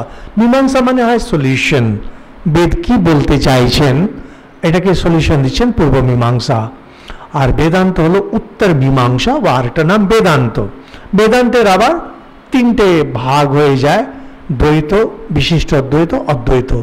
আর আমাদের তপস্যানন্দ মহারাজ ছিলেন ভাইস প্রেসিডেন্ট, তিনি আরেকটা ওই সবটাকে মিলিয়ে বলেন ভক্তি স্কুলস অফ বেদান্ত। কিন্তু ভক্তি স্কুল অফ বেদান্ত ওই দ্বৈত বিশিষ্ট দ্বৈত মিলিয়ে এটা। এখন যদি ঠিকভাবে স্টাডি করা হয়, পুরো যখন যুক্তির দিক থেকে যাবেন, তখন পূর্ব মীমাংসা সবচেয়ে পাওয়ারফুল অপোনেন্ট বেদান্তের। আর সিদ্ধান্তের দিক থেকে সাংখ্য সবচেয়ে কাছে বেদান্তের। সাংখ্য যে জায়গাটা নিয়ে চলে যায়, ওখান থেকে একটুই বাকি থাকে, ওটা হলেই বেদান্তের সঙ্গে মিলে যায়। তো তখন কুমারিল ভট্ট, তিনি হলেন সবচেয়ে বড় পণ্ডিত পূর্ব মীমাংসার কর্মকাণ্ডের। তো সঙ্গে তখন কুমারিল ভট্ট তুষানলে পুড়ছেন। তুষানল হলো যে ধান যখন ভাঙা হয় তার যে খোসা, সেটাকে বলে তুষ। তো তিনি ওই তুষ জমানো, তার মধ্যে আগুন লাগে, তার মধ্যে উনি বসে আছেন, তিল তিল করে নিজেকে পুড়িয়ে মারছেন। কারণ কি হয়েছিল, সেই সময় বৌদ্ধ দর্শন খুব পাওয়ারফুল হয়ে গিয়েছিল, আর বৌদ্ধ দর্শনকে হারানো খুব দরকার ছিল। তো কুমারিল ভট্ট তখন করলেন যে এগুলো অলৌকিক কাহিনী অনেক কিছু রয়েছে। তিনি বৌদ্ধ ধর্ম গ্রহণ করে বৌদ্ধদের মধ্যে ঢুকে তাদের পুরো সিস্টেমটাকে শিখে ওই অস্ত্রটাকে লাগে, তারপরে তাদেরকে মারলেন, দিয়ে ওদেরকে একবারে আচ্ছা করে হারিয়ে শেষ করে দিল। তো সেই সময় ওই যে উনি পাপ করেছেন, প্রথম কথা বৌদ্ধ ধর্ম গ্রহণ করেছিলেন, দ্বিতীয় কথা একটা নাকি কথা বলেছিলেন যদি বেদ প্রমাণ হন, মানে বেদ যদি সত্য হন। তো সেই যে যদি শব্দটা লাগিয়েছেন, এটা তার জন্য বিরাট পাপ। তো সেই জন্য তিনি ওই পাপের জন্য নিজেকে পানিশমেন্ট দিচ্ছেন, তুষানলে পুড়ছেন। শঙ্করাচার্য তার সামনে হাজির তর্ক করার জন্যে। তিনি বলছেন আমার তার আয়ু নেই, আমি তো পুড়ে যাচ্ছি, তিল তিল তিল তিল তিল তিল করে পুড়ছে, মানে 3 মাস 6 মাস ধরে পুড়বে। বলছেন যে দেখো আমার শিষ্য রয়েছে মাহিষ্মতিতে মণ্ডন মিশ্র, তাকে যদি হারিয়ে দাও তুমি বুঝবে আমাকে হারিয়ে দিয়েছ। শঙ্করাচার্য বসে থাকলেন, কুমারিল ভট্ট পুড়বে। কুমারিল ভট্ট ধীরে ধীরে ধীরে যতদিন উনি আছেন, শঙ্করাচার্য ওখানেই থাকলেন। উনি যখন পুড়ে গেলেন পুরো, তখন তার ওই অস্থি আদি প্রবাহ করে দিলেন তিনি, কারণ ক্রিয়াকর্ম তার করবেন না, কিন্তু শেষ পর্যন্ত তিনি ছিলেন। দিয়ে সেখান থেকে তিনি মহিষ্মতি দিলেন। মহিষ্মতি এখন শঙ্কর দিগ্বিজয় বলে এটা হলো উজ্জয়িনের কাছে, মহেশ্বর ইন্দোরের কাছে, কিন্তু মিথিলার যে ট্র্যাডিশন তাতে মহিষ্মতি এটা মিথিলা বিহারে। তো তো শঙ্কর দিগ্বিজয় বলেছে কি আমরা বাচ্চা বয়স থেকে মিথিলাকেই জানি, ইনফ্যাক্ট মহিষ্মতি ওটা একটা রাজ্য ছিল পুরো। তো বলছেন যে শঙ্করাচার্য পৌঁছেছেন ওখানে, এগুলো খুব ড্রামাটাইজ করা হয়েছে শঙ্কর দিগ্বিজয়। বলছে যে যার দরজায় দেখবে টিয়া আর ময়না শাস্ত্রার্থ করছে, বুঝবে ওটাই মন্ডন মিশ্রের বাড়ি। মানে পাণ্ডিত্যকে দেখেছেন কেমন, তার পাখিগুলো শিখে নিয়েছে, শাস্ত্রার্থ করছে। আর শঙ্করাচার্যকে দেখে মন্ডন মিশ্র খেপে আগুন, কারণ মন্ডন মিশ্র গৃহস্থ, তার বাবার শ্রাদ্ধ চলছিল, তার মধ্যে সন্ন্যাসী, মানে শ্রাদ্ধ নষ্ট হয়ে যাচ্ছে। যাই হোক, উনি বললেন শ্রাদ্ধ শেষ হোক তারপরে আসবেন। তো উনি অপেক্ষা করতে থাকলেন। তা এখন শাস্ত্রার্থ হলেই তো হবে না, এটাতে বিচার করতে হবে। শাস্ত্রার্থ বিচার করতে হবে, যেটা কে ঠিক কে ভুল। বিচার যদি না করা হয়, আপনাদের একটা গল্প অনেকবার বলেছি, শ্রাদ্ধ এত দূর গড়াবে যদি জানতাম, বলেছি ক্লাসে না, বলছে একজন ভদ্রলোক, তার বাবার শ্রাদ্ধ, তো বৌমা ওই জায়গাটাকে লিপে গোবর দিয়ে পরিষ্কার করে রেখে দিয়েছে। পণ্ডিত মশাই এসে তাকে বলছে যে দেখো আমি যেমনটি বলবো তুমি তেমনটি বলবে। ঠিক আছে। এবার দুজন বসলো শ্রাদ্ধ করতে। তা পণ্ডিত মশাই ওরকম একটু মুদ্রা দোষ যা থাকে আর কি, তো বলছে যে তাহলে বলো ওম, এটা তো বলছে ওম, যে উনি বলছে হুম, তো বলছে হুম, আরে হুম বলতে হবে না, তো বলছে আরে হুম বলতে হবে না, বানর কোথাকার, বলছি হুমটা বলো না, তো বলছে ভজমান আরে বলছি বানর বলতে হবে না, এক চড় মারবো, এক চড় মারবো, তুই চুপ করবি কি না, তুই চুপ করবি কি না। দিয়ে পণ্ডিত মশাই আর সহ্য করতে পারলো না, উঠে গিয়ে ওকে এক চড় মেরেছে, সেও এক চড় মেরেছে, কারণ ওইটাই করতে হবে না, যেমন বলেছে। এও ধাক্কা মারছে, সেও ধাক্কা মারছে, ধস্তাধস্তি হতে হতে যতদূর ওই গোবরটা লিপে রয়েছিল তার বাইরে চলে গেছে। বৌমা দেখে বলছে বাবা যদি জানতাম শ্রাদ্ধ এত দূর গড়াবে তাহলে আর একটু জায়গা বানিয়ে রাখতাম। শ্রাদ্ধ গড়াচ্ছে, সে বুঝছেই না ব্যাপারটা কি। একটা সীমা রেখা বেঁধে রাখতে হয়, একটা সীমা রেখা যদি না বেঁধে রাখেন তাহলে এটা চলতেই থাকবে। তাহলে মন্ডন মিশ্র যে স্ত্রী উভয় ভারতী, সে খুব বিদুষী, তিনি হলেন জাজ। তিনি বললেন আমার এত ফুরসত নেই, তো দুজনকে মালা পরিয়ে দিলেন, আপনারা তর্ক করুন, যে হারবে তার গলার মালা শুকিয়ে যাবে, কারণ যে হারে সে রেগে যায়, রেগে গেলে গা গরম হয়, গরম হলে সেই দৈবী মালা শুকিয়ে যাবে। 7 দিন পরে দেখা গেল মন্ডন মিশ্রের মালা শুকিয়ে গেল। কন্ডিশন ছিল যে হারবে সে অপরের শিষ্য হবে, ইনি গৃহস্থ হয়ে যাবেন শঙ্করাচার্য, মন্ডন মিশ্র সন্ন্যাস, মন্ডন মিশ্র সন্ন্যাস নিয়ে নিলেন। নাম হলো সুরেশ্বরাচার্য, যেটা আচার্য শঙ্করের বিরাট, তিনি মানে নাম করা শিষ্য, প্রচুর তিনি গ্রন্থ রচনা করলেন। আর পূর্ব মীমাংসা যেটা, সেটাকে চিরদিন ছেড়ে দিলেন। দিয়ে সেখান থেকে আচার্য শঙ্করের আরও অনেক কাহিনী আছে, কিভাবে তিনি কাশ্মীরে গেলেন, সেখানে একটা সর্বজ্ঞ পীঠ ছিল। কাশ্মীর পুরনো গড় হিন্দুদের, যেখানে বেদের দুটি গড় ছিল, এক কাশী এক কাশ্মীর। আর কাশ্মীরে এখন যা হচ্ছে ঠাকুর রক্ষা করুন। কাশীতেও এরকম, ও হ্যাঁ মুসলমানদের এটা আছে, যখনই ওরা আক্রমণ করে যেটা গড় তাদের পাণ্ডিত্যের, সেটাকে গিয়ে অ্যাট্যাক করে। তো কাশ্মীর আর কাশী দুটো অ্যাট্যাক্ট হলো। তো কাশ্মীর একটা ছিল সর্বজ্ঞ পীঠ, তোকে 4টে দরজা, তো চতুর্থ দরজা সাউথের দিকে। তো বলছেন যে 3 দিক থেকে সর্বজ্ঞ পণ্ডিত এসেছিল, সাউথ থেকে কেউ আসেনি। শঙ্করাচার্য দক্ষিণ থেকে তিনি দরজাটা খুললেন, তো তাকে ওরা পণ্ডিতরা চ্যালেঞ্জ করলো, তিনি সবকটাকে পুরো সাইলেন্স করে তিনি হয়ে গেলেন সর্বজ্ঞ। সেখান থেকে তার সেই অনেকগুলো আছে কাহিনী, যেমন এক গরিব মহিলা, তিনি সন্ন্যাসী কিনা, শঙ্করাচার্য ভিক্ষা চাইতে গেছেন, মহিলা বলছেন যে বাবা তোমাকে দেওয়ার কিছু নেই, এই একটা আমলকি আছে, আমি গরিব, আমার কিচ্ছু নেই, দিয়েছেন। শঙ্করাচার্য মুভড হয়ে গেছেন পুরো।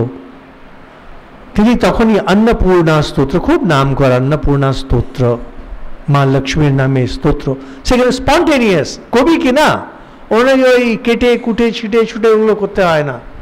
তো বলছেন ওই যে অন্নপূর্ণা স্তোত্র করেছেন, তো মা লক্ষ্মী সঙ্গে সঙ্গে সোনার আমলকির বর্ষা করে দিলেন, তার ভরে গেল বাড়িতে। এই এমনই প্রার্থনা মানেই তাই, সঙ্গে সঙ্গে ফল দেয়। তো দিয়ে এই ধরনের সব অনেক কিছু করে ধীরে ধীরে ওনার নাম করা 4টে প্রধান শিষ্য হলো। প্রথম পদ্মপাদ, ইনি সাউথ ইন্ডিয়ান ছিলেন, সনন্দন নাম, আর উনি সংসার জ্বালায় বিরক্ত হয়ে গিয়েছিলেন, শঙ্করাচার্যের শিষ্য হলেন। আর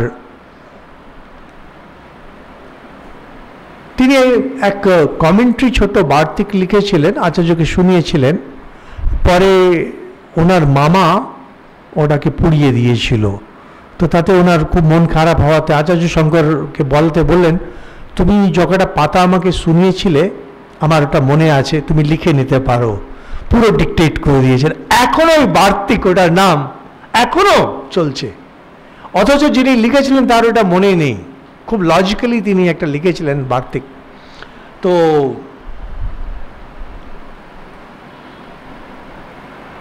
কিন্তু পদ্মপাদ নামের খুব সুন্দর। তিনি বলছেন যে তখন অত তার পাণ্ডিত্য ছিল না, আর আচার্য শঙ্কর যখন ক্লাস নিতেন ওর জন্য বসে থাকতেন। তো একদিন বলছে যে ও কেন এখনো আসেনি, তখন বলছে ওর ছাড়াই চলুক না। বলছে না ওকে ডাকতে হবে। তুমি নাম ধরে ডাকলেন, তো বলছে ওই গঙ্গায় পদ্ম ফুল জেগে উঠলো, সেই পদ্মের উপরে পা রেখে দৌড়ে দৌড়ে দৌড়ে দৌড়ে তিনি গুরু কৃপায় চলেন। তার থেকে তার নাম হয়ে গেল পদ্মপাদ। আর এই মন্ডন মিশ্রের নাম সুরেশ্বরাচার্য। আর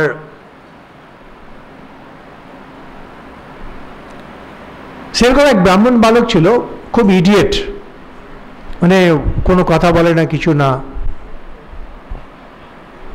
তো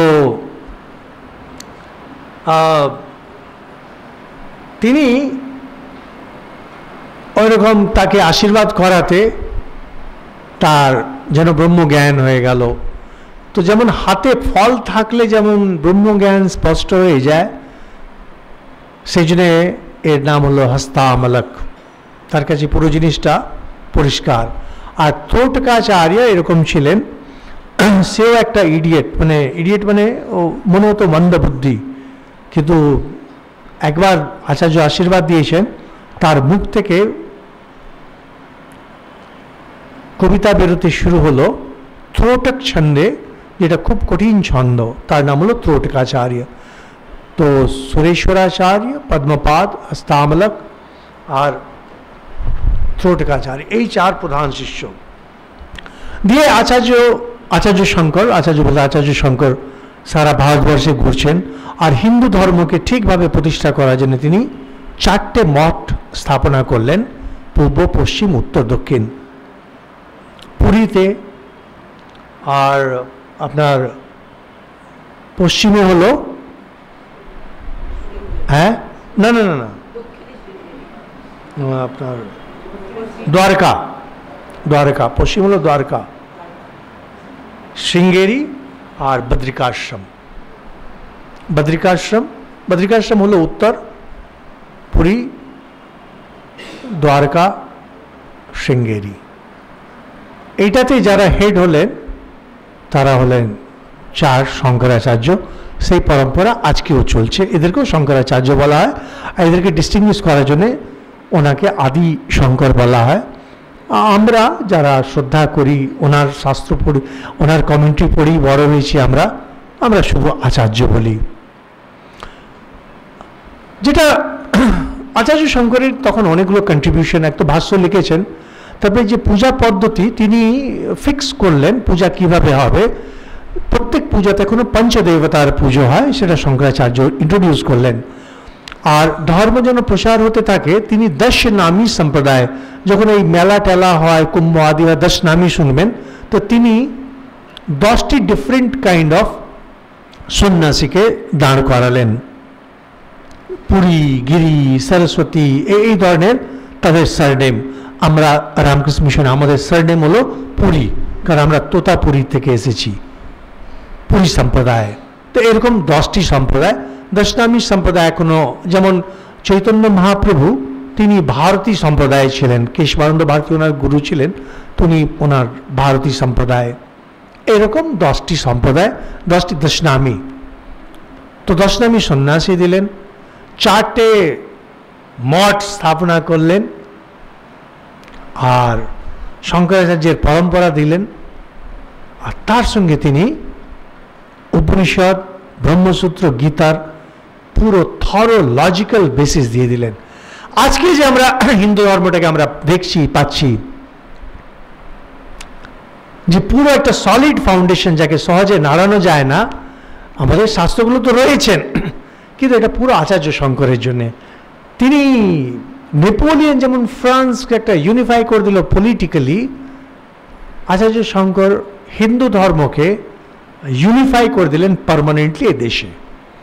ভারতবর্ষে যখন একটু একটু বিচার করে দেখা হয়, তিনি স্পিরিচুয়ালি ভারতবর্ষকে ইউনিফাই করে দিলেন পুরো প্রসেস দিয়ে।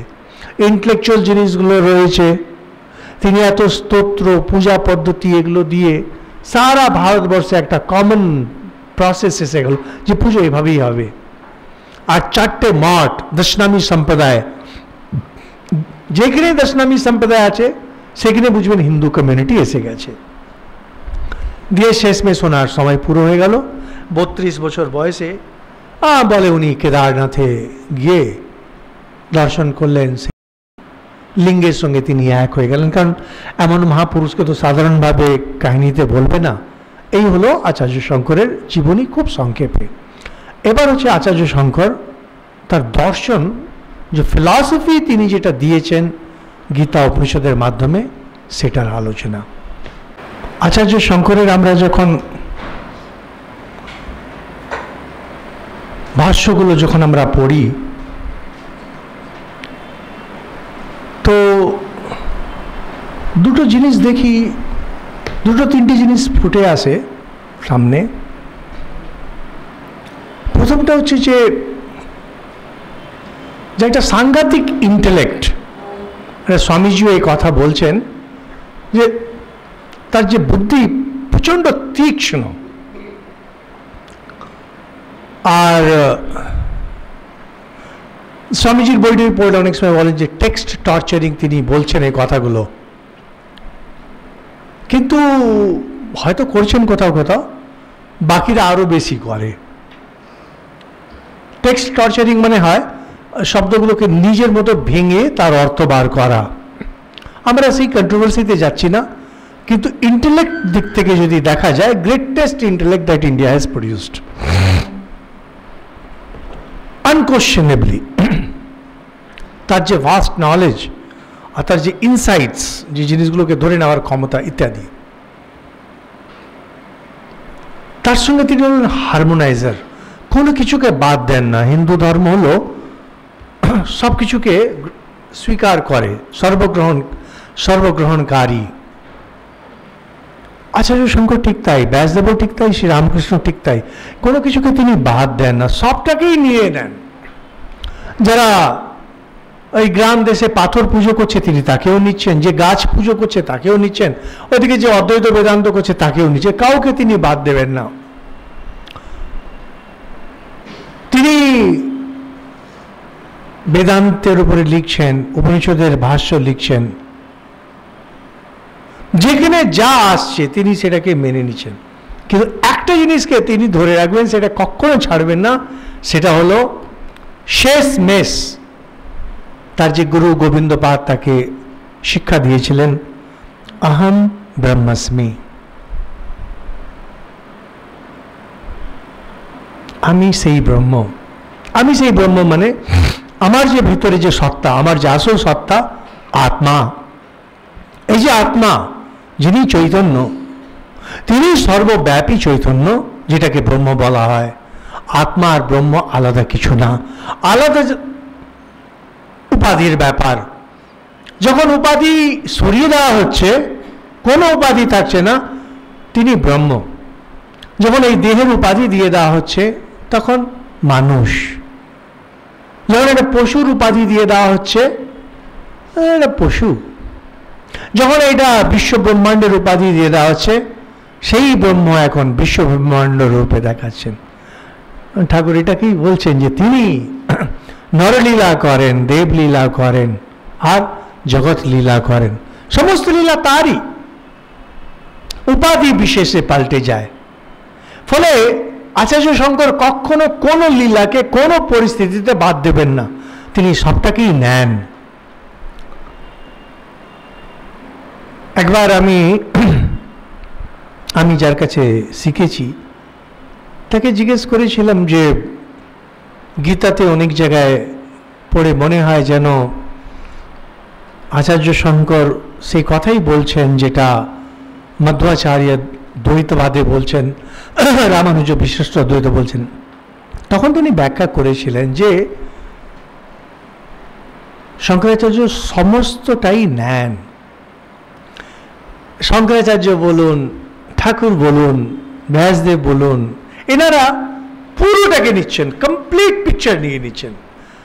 বাকিরা তারাও সত্য কথাই বলছেন।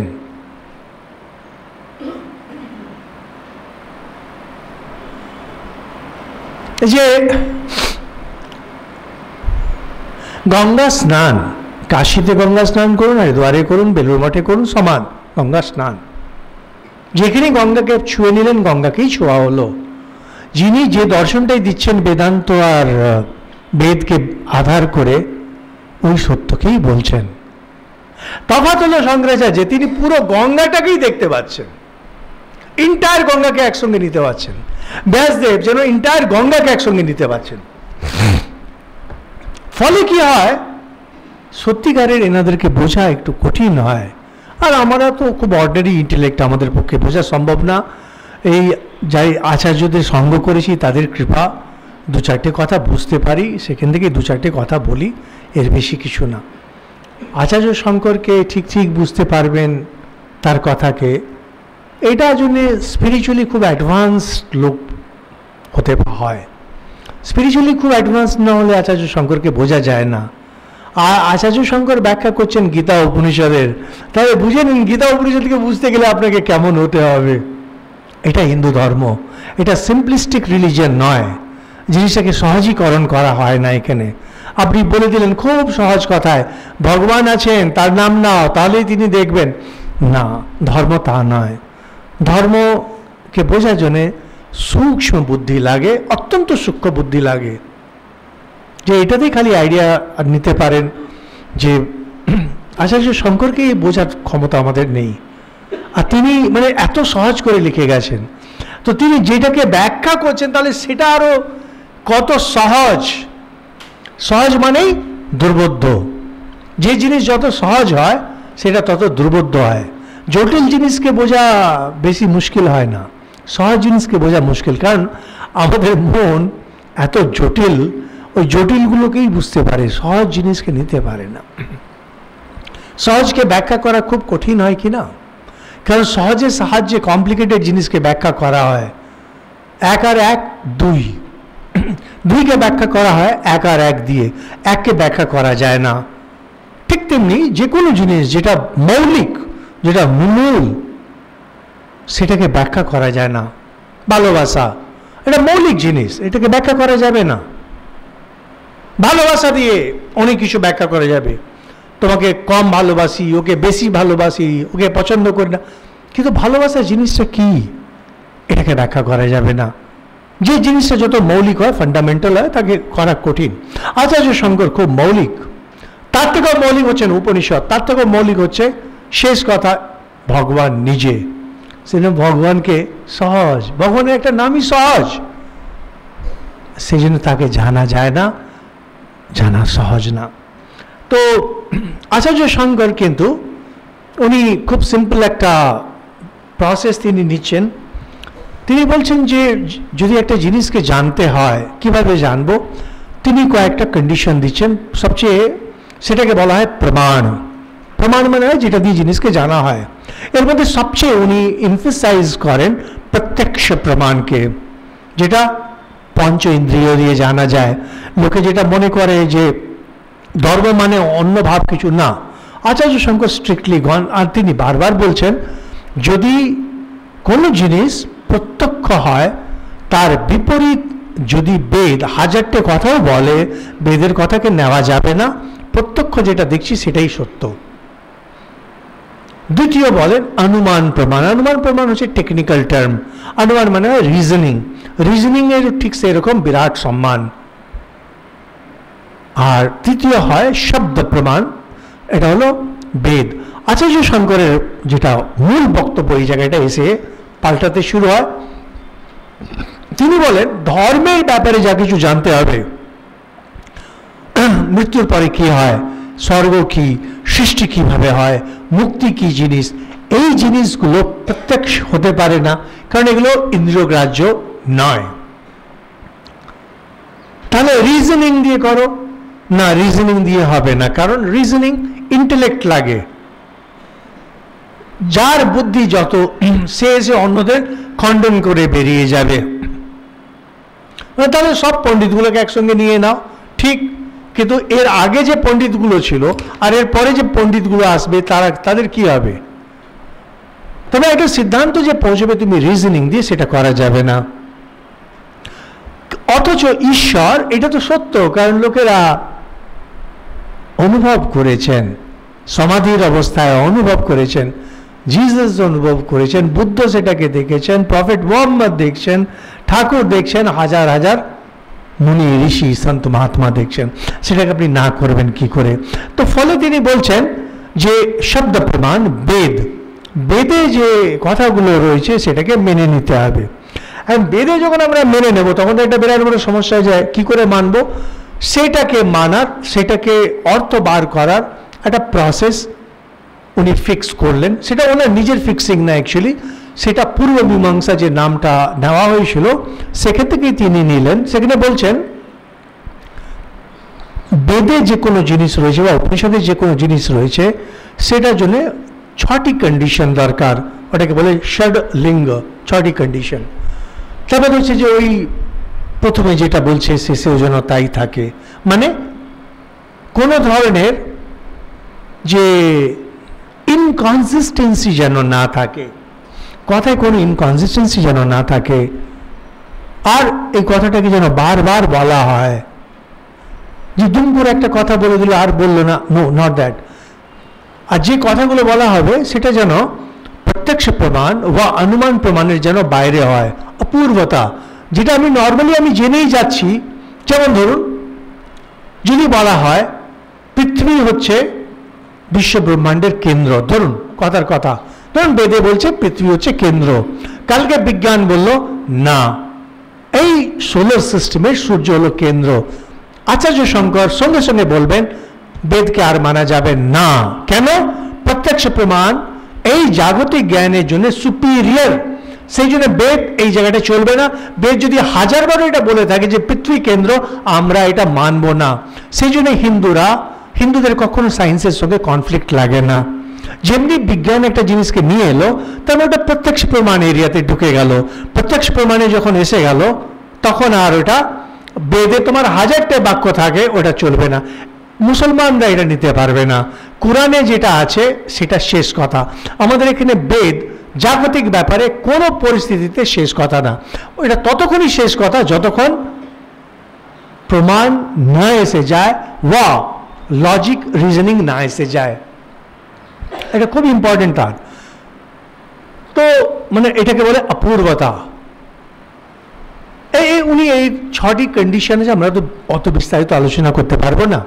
তার সঙ্গে তিনি বলছেন যে কোনো জিনিস আমরা যে আধ্যাত্মিক সত্যগুলো সেটাকে বোঝার জন্য 3টে কন্ডিশন তিনি বলছেন, শ্রুতি, যুক্তি, অনুভূতি।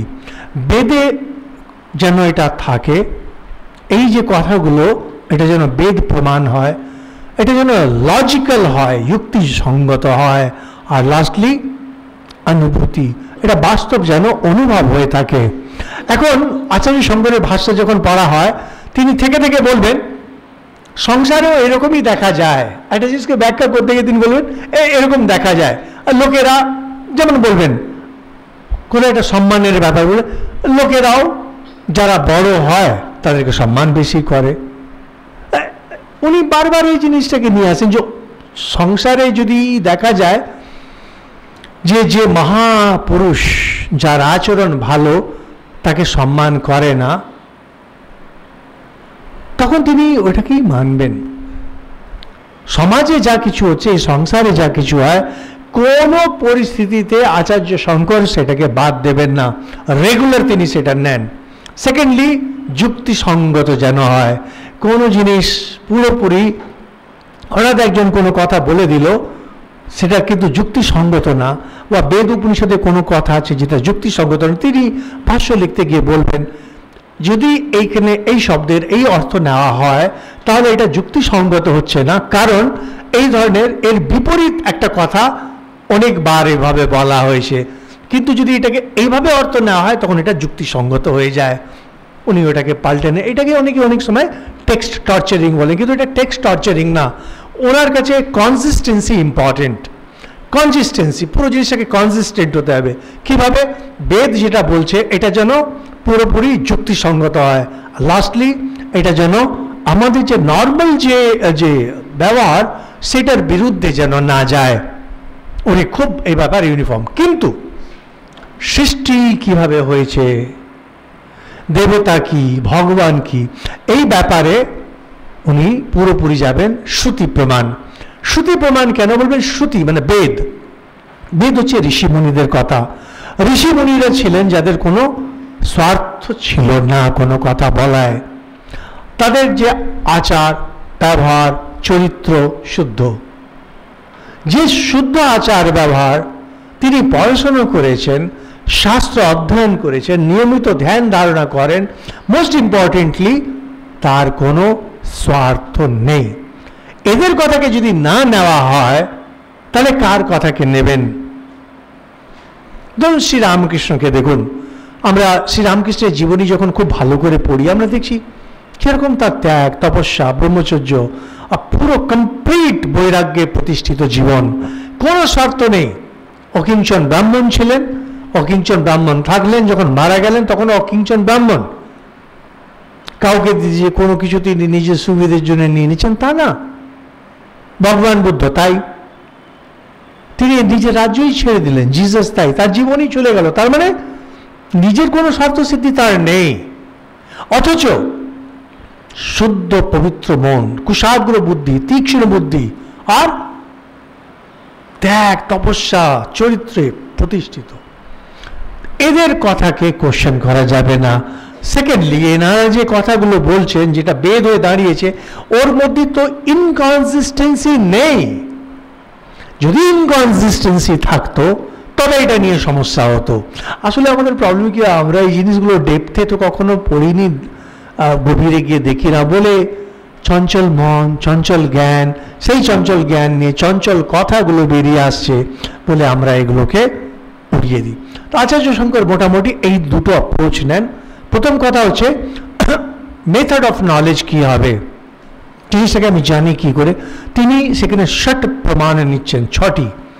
আমরা ডিটেলে যাচ্ছি না, মূল 3টে যেটা খুব ইম্পর্টেন্ট, প্রত্যক্ষ, অনুমান আর শব্দ প্রমাণ। সেকেন্ড, তিনি বলছেন যে জিনিসটা আধ্যাত্মিক ব্যাপারে শ্রুতি, যুক্তি, অনুভূতি, বেদ যেন এটা বলে থাকেন, যুক্তিসঙ্গত যেন হয়, আর লৌকিক ব্যবহার যেটা সেখানে যেন এরকমই হয়, আর পার্সোনাল এক্সপিরিয়েন্স যেন হয়। যে কোনো লোক, আমি যদি আপনাকে বলি ঈশ্বর সত্য, আমি আপনাদেরকে উপদেশ দিচ্ছি যে ঈশ্বরই আছেন, তিনি দেখবেন। এই আমার বন্ধু আছেন পেছনে, আস্তে আস্তে আস্তে আমাকে বলছিলেন সব ঠাকুরের ইচ্ছা। আমি ভাবলাম জিজ্ঞেস করি যে আপনি কি এটা অনুভব করেছেন ঠাকুরের ইচ্ছা? কিন্তু বন্ধু প্রণাম করেন, প্রণামী দেন, কত আর লোকে আর দুশ্মন বানায়, কত লোকে আর চটাই। আচার্য শঙ্কর এটাকে মানবেনই না, ঠাকুরের ইচ্ছা বলে মানবেনই না। তুমি কি এটা অনুভব, তুমি কি দেখেছো ঠাকুর ইচ্ছা বলেছেন এটা আমার ইচ্ছা? না, স্টপ ইট। ঠাকুর বলছেন মায়ের ইচ্ছা। ঠাকুরকে কি মা বলেছেন? ইয়েস। স্বামীজি বলছেন মায়ের ইচ্ছা। স্বামীজিকে দেখেছে? ইয়েস। তিনি যখন কাশ্মীরে গেছেন তিনি বলছেন মা আমি যদি থাকতাম তোমার রক্ষা করতাম মন্দিরে। মা বলছেন আমি তো রক্ষা করি না, তুই আমার রক্ষা করিস। আমার ইচ্ছে তারা ধ্বংস করেছে, বলে দিচ্ছে আমার ইচ্ছে। স্বামীজি চুপ মেরে গেলেন। আপনাকে কি বলেছেন তার ইচ্ছে? বলেননি, কিপ কোয়াইট। শঙ্করাচার্য এক্স্যাক্টলি এই লজিক নিয়ে চলেন। একজন বললে আল্লাহ একমাত্র সত্য। আরে ভাই তুমি কি দেখেছো আল্লাহ সত্য? না, কিপ কোয়াইট, শাট আপ। কে তোমার 1400 বছর আগে দেখেছিল সেটাকে নিয়ে তুমি এখনো সেই তুমি চেঁচিয়ে যাচ্ছ আর মারামারি যাচ্ছ? আর no, Shankaracharya will not permit. Shankaracharya straight সে যে ঠাকুর বলছেন যে মাই সত্য। Is it logical? Yes, why not? বলুন কি করে? আরে কেনোপনিষদ একবার পড়ুন। কেনোপনিষদ পড়লে পুরোটা লজিক্যালি দেখা যায় কিভাবে কনসিয়াসনেসটাই সত্য। সেই যে শুদ্ধ চৈতন্য সেটাকেই শ্রীরামকৃষ্ণ মা বলছেন। আর শ্রুতি বেদে আছে কি? বেদে তো দিন রাত এটাই বলছে যে যিনি সচ্চিদানন্দ, যিনি চৈতন্য তিনি সত্য। ব্যাস, তাহলে আপত্তি কোথায়?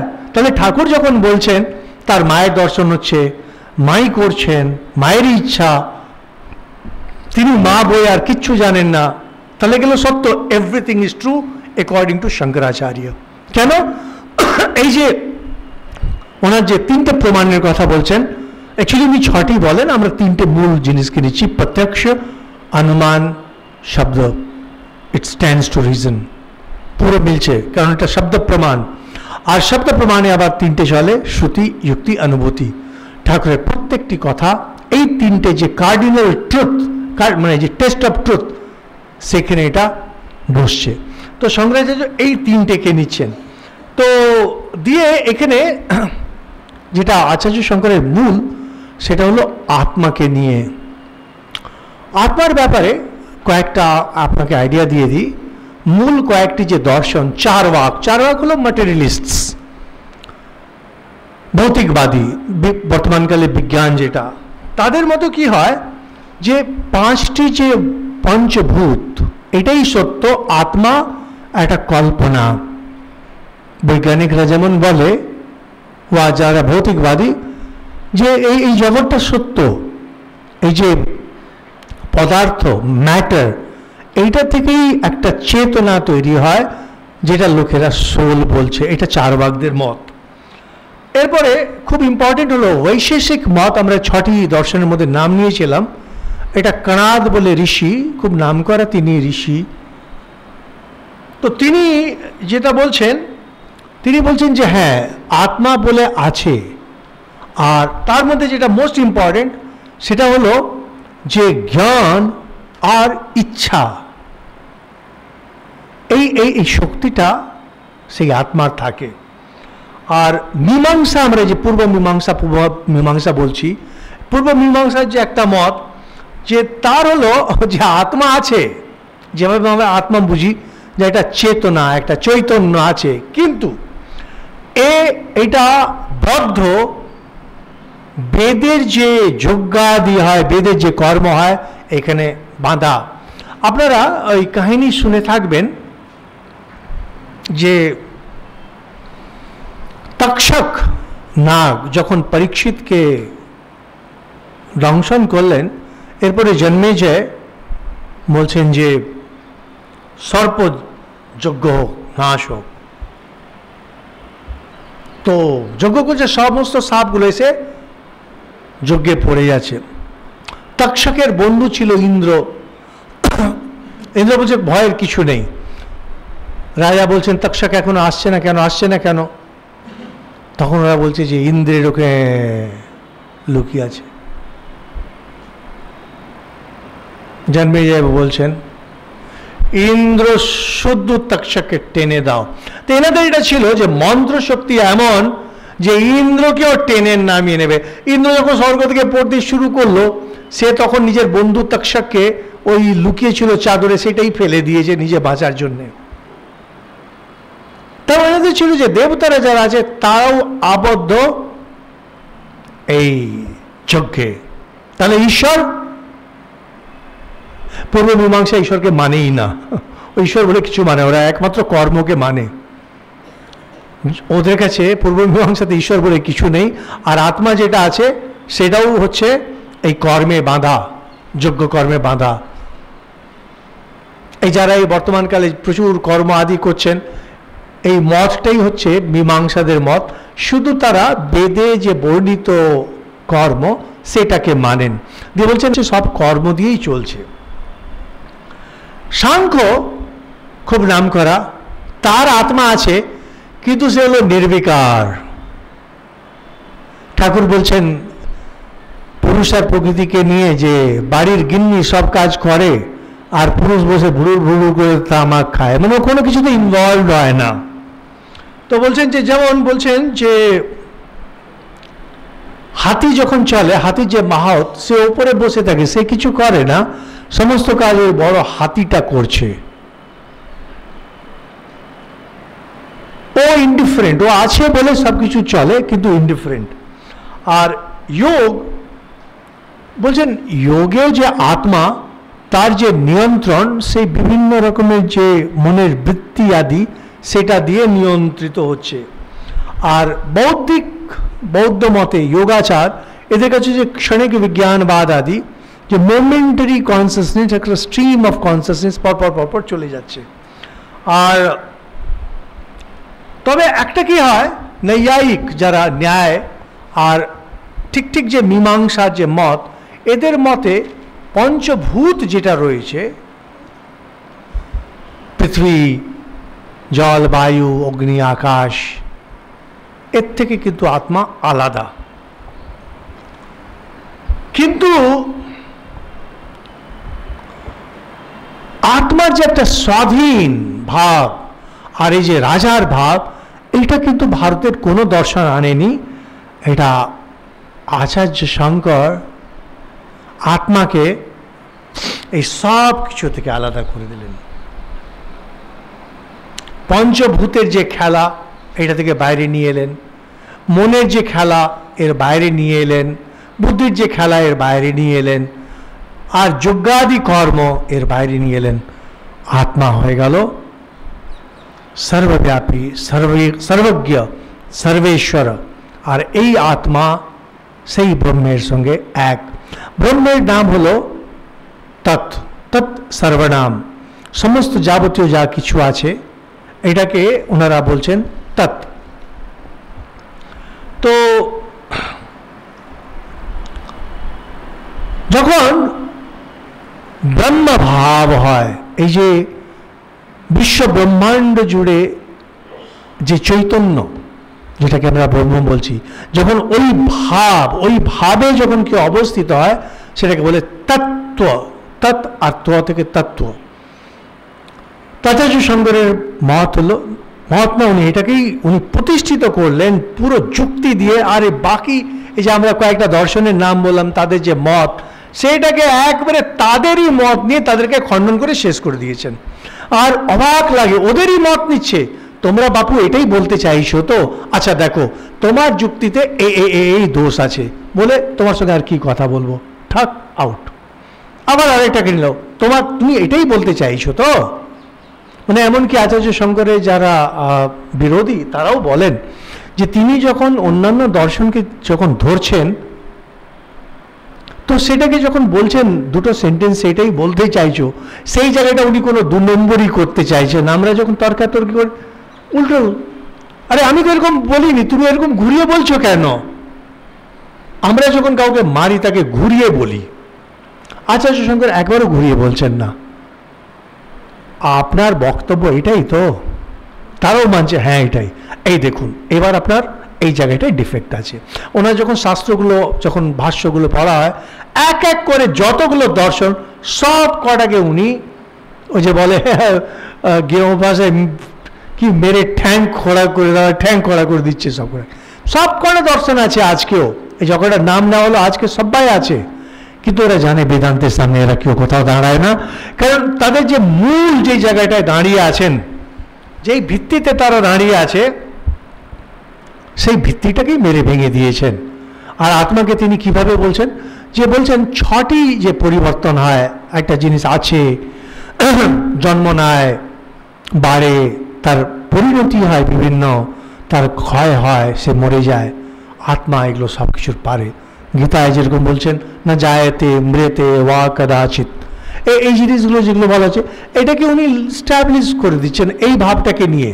এই জিনিসগুলো তিনি নতুন কিছু নিয়ে আসছেন না, তিনি দেখাচ্ছেন কিভাবে এই জিনিসগুলো উপনিষদে চিরদিন ছিল, গীতায় চিরদিন ছিল। কিন্তু যে দর্শনগুলো এসেছিল এখন পর্যন্ত, যে দর্শন চলছিল, হয় ওটা এমন লুজ ছিল বা এমনভাবে ব্যাখ্যা ছিল যে আত্মা যে ঠিক ঠিক অর্থ যেটা আসবে সেটা আসছিল না। মানে বেসিক্যালি তিনি করলেন কি, যে ওই সব কিছুকে নিয়ে মন্থন করে একটা সলিড জিনিস দাঁড় করলেন।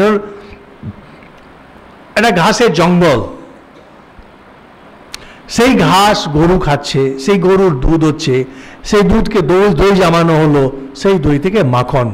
আচার্য শঙ্কর হলেন যিনি ওই ঘাসকে মাখনে এনে বসিয়ে দিলেন।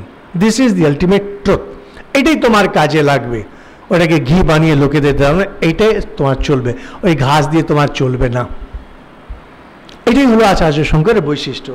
তো আমরা তো বিরাট এর বেশি আর আলোচনা করতেই পারবো না, কিন্তু মূল যেটা আচার্য শঙ্কর বলতে চাইছেন, এই যে আত্মা, পঞ্চভূতের সঙ্গে আত্মার কোনো সম্পর্ক নেই। তুমি সেই আত্মা, যেই আত্মা তোমার ভেতরে, সেই আত্মা অপরের ভেতরেও রয়েছে। সমস্ত জীব জন্তু যা কিছু আছে, একটা মাকড়সা, মশা, পিঁপড়ে, তার মধ্যেও সেই আত্মাই রয়েছে। সেই আত্মার উপরে দেহ একটা উপাধি হয়ে রয়েছে, ওই উপাধিটাকে সরিয়ে দাও, সেই আত্মা দেখবে। এই আত্মা বহু আত্মা নয়, যেমন সাংখ্যে মনে করে বহু আত্মা, তা নয়, ওই এক, ওয়ান। যেমন পৃথিবী যেমন এক, ওটাকে বাউন্ডারি করে এটা ভারতবর্ষ, এটা বাংলাদেশ, এটা পাকিস্তান, এটা আর্টিফিশিয়াল বর্ডারিং হয়ে যাচ্ছে। ওই তেমনি একটা আর্টিফিশিয়াল বর্ডারিং হয়ে যাচ্ছে, সমস্ত বর্ডার সরিয়ে দিন, সেই এক, ওয়ান। এইটাকে আচার্য শঙ্কর উপনিষদ দিয়ে, মানে শ্রুতি দিয়ে, রিজনিং দিয়ে দেখাচ্ছেন। আর যেখানে যেখানে দরকার তিনি দেখাচ্ছেন যে কিভাবে অনুভূতি এই জিনিসটারই হয়। তো খুব সংক্ষেপে এটাই আচার্য শঙ্করের দর্শন, যেখানে মানুষের সত্য হলো যে সে শুদ্ধ চৈতন্য, সেই শুদ্ধ চৈতন্য আত্মা, আর সমস্ত বিশ্ব ব্রহ্মাণ্ডের যে তত্ত্ব সেটাও সেই ব্রহ্ম, শুদ্ধ চৈতন্য। এই আত্মা আর এই ব্রহ্ম আলাদা কিছু না, দুটো সেই এক। এটাই আহম ব্রহ্মাস্মি। এই উপনিষদ বাক্যকে আচার্য শঙ্কর একবারে একনিষ্ঠভাবে দৃঢ় হয়ে বসিয়ে দিলেন। তো এই বলে আমরা আচার্য শঙ্করকে প্রণাম করে শেষ করি এখানে। জয় ঠাকুর, জয় ঠাকুর।